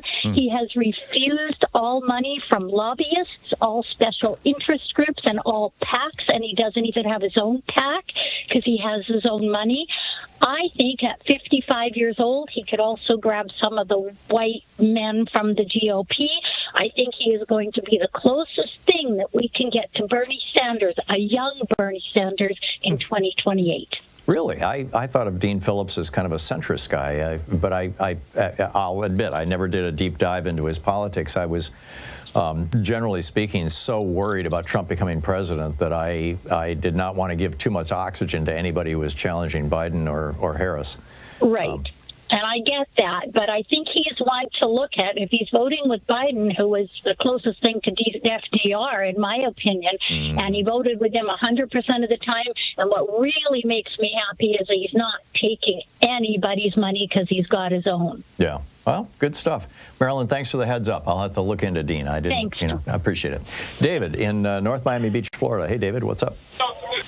Good. Yes, sir. I wish we were talking more about the evictions in Sweetwater instead of the CEO guy, because mobile parks are being cleared out. Hold on. Sweetwater where? Florida? Florida. Sorry, near Miami. So tell me about it. I don't know anything about this. Yeah. Well, it made the news because a woman was fighting her eviction. So in some ways, it's like Jim Hightower's story about about people. Okay. So I'm trying to get out of a funeral. Right. Yes, sir. Okay. But about Syria, I remember reading about Jack Anderson columns about Syria, how it was so strict back in '89. You had to register your typewriters with the government as a reporter. And of course, he thought that Syria was behind Lockerbie. Panam 103. Yeah, it turns out it was Gaddafi, wasn't it? Everyone says that's Libya. Yeah. But, right. And so they've been problematic for decades. And in Israel, there was L.A. Cohen, the super spy who almost became Syria's Secretary of Defense, even though he was an Israeli spy. And so there's a long problematic history of America and Israel with Syria, but of course Syria has that toehold into the Mediterranean. Well, also, I mean, you could argue that Lebanon is what should be Syria's seacoast. I mean, they're right there, Syria, Lebanon, Israel, they're all kind of jammed together. But yeah, I get what you're saying. David, thank you for the call. It's 52 minutes past the hour. I'll be back with you in 60 seconds. Stay with us.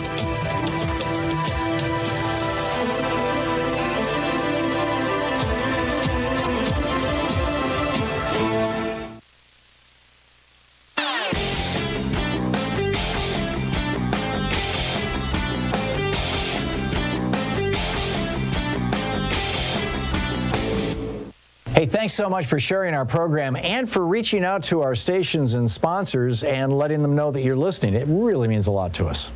When I was a little kid, my grandmother had a piano, and I loved to play it. I was incompetent, but I was figuring out all kinds of stuff. And then I kind of got away from it, and, went to school, and things got busy and just lost track of it. Well, now there's this fascinating new study out of the University of Geneva, Switzerland, that is making me think maybe I should go back and learn the piano. What they found was that they took a group of 132 healthy older adults, retired, 62 to 78 years old. Half of them learned the piano, half of them took music classes without learning the piano. And what they found was that those who learned the piano actually had the strongest increase in their memory, in their mental competence, their mental faculties. Those who took the music classes also did well, but learning the piano was a huge step. So check it out. There's a whole long rant about this over at HartmannReport.com. Check it out. Turn the dial, hear the chatter, voices rise, opinions scatter across the airwaves, loud and clear. Talk radio's always near. Welcome back. 54 minutes past the hour. Picking up your calls here. Richie in Los Angeles. Hey, Richie, what's up? Hey, Richie. I'm sorry. Hey, Tom. I wanted to tell you the name of the boxer that you mentioned is Klitschko, and his brother is also Klitschko. They were both boxers. They were both world champions, Vladimir and Vitaly. Okay. That was the mayor of Kiev? But yes, exactly. So when you mispronounce that name in in that snippet that you give. God, I want to poke a pen. I want to put a knife in my ear. It tears up my soul. I just wanted you to know. Okay, great. And Sean is the supervisor of all clips played, so we all know now.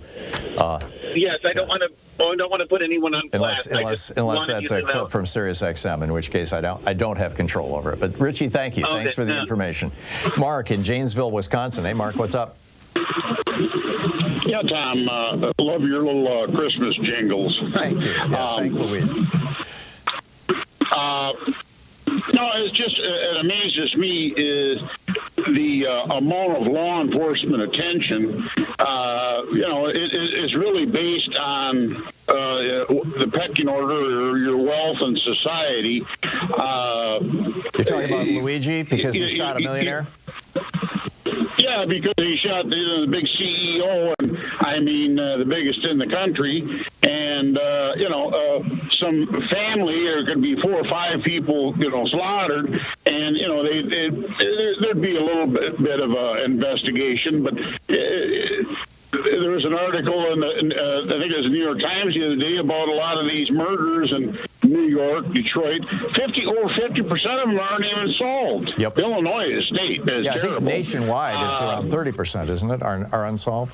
Yeah, it isn't good. I mean, that's the biggest joke when the FBI puts out the thing, crime doesn't pay. Well, I hate to say it, it actually does. Yeah. A lot of these people get away with this stuff. But, well, it's going to be interesting to see what happens with Luigi. I'm predicting he's going to have a huge GoFundMe campaign. Mark, I got to run. I'm sorry. I'm out of time here. Thanks so much for being with us today. We'll be back tomorrow, same time, same place. In the meantime, don't forget, democracy is not a spectator sport. It requires all of us, and that includes you. So get out there, get active, tag, you're it. I'll see you tomorrow. Have a great afternoon. Be good to yourself and the people around you. Stay safe. And I'll catch up with you tomorrow.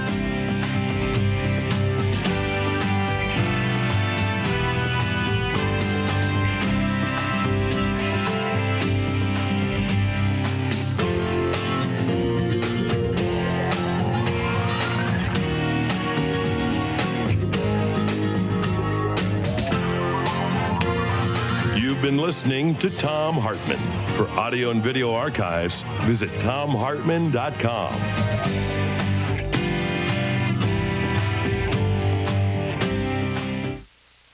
It's New Member Monday. Indeed. If you've never been a member of Free Speech TV, if you've never contributed to Free Speech TV, if you've never signed up with Free Speech TV, today is your day. And I'm telling you, it's a great feeling to be part of something that is actually changing the world. We're doing the work here. And it's not the easiest thing in the world. There's a lot of effort that goes into putting this show together. There's a lot of effort that goes into putting all the shows you see on Free Speech together. There's a hell of a lot of effort that goes into making this network work, keeping it on the air, keeping the staff together, getting people paid, the satellite time, everything. I mean, it's a major undertaking. And the network has some great new management, and they're just kicking. You know what? They're doing just a great job, and I am so pleased to be affiliated with Free Speech TV, and I hope you are too. And you can become affiliated with Free Speech TV. You can become a new member by calling 877-378-8669 or going to freespeech.org right now, or frankly anytime. But hey, do it while you're thinking about it.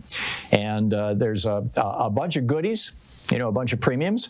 With a $100 gift, they will plant a tree for reforestation. With a $200 gift, there's the Free Speech TV Cozy Kit, which includes an exclusive Free Speech TV cookie, my book, The Hidden History of the American Dream, my latest book, autographed by the author, and other little goodies that they're going to stick into that package. That's with a $200 gift. With a $1,000 gift, you get a complete set, all 10 of the Hidden History books, every single one of them, autographed by the author, which increases their value when you try to sell them on eBay by, I don't know, probably $5. Well, yeah, actually, a little bit. So call now. And while you're doing that, while you're calling or while you're going to freespeech.org and checking it out, here's a clip of Franklin Delano Roosevelt talking about the importance of basically an economy that works for all of us. I broke tradition. Let it be from now on the task of our party to break foolish traditions. we will break foolish tradition and leave it to the Republican leadership, far more skilled in that art, to break promises. This convention wants repeal.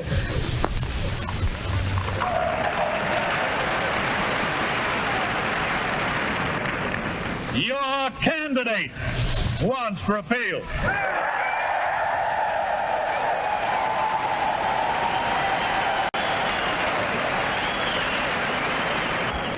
And I am confident that the United States of America wants repeal. I say to you now that from this date on, the 18th Amendment is doomed. I pledge myself to a new deal for the American people. Give me your help not to win votes alone, but to win in this crusade to restore America to its own people.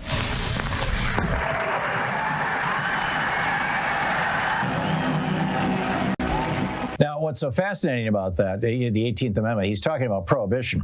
And that was the social issue of the time. You know, now it's, trans or bathrooms or, DEI or God only knows what the Republicans are going to have a burr under their saddle about this week. But back then, it was a bunch of largely right-wing Christians who had gotten prohibition passed. And that's what he's talking about when he says all Americans. You know, we're gonna stand up to the special interests, as it were, in addition to the financial ones.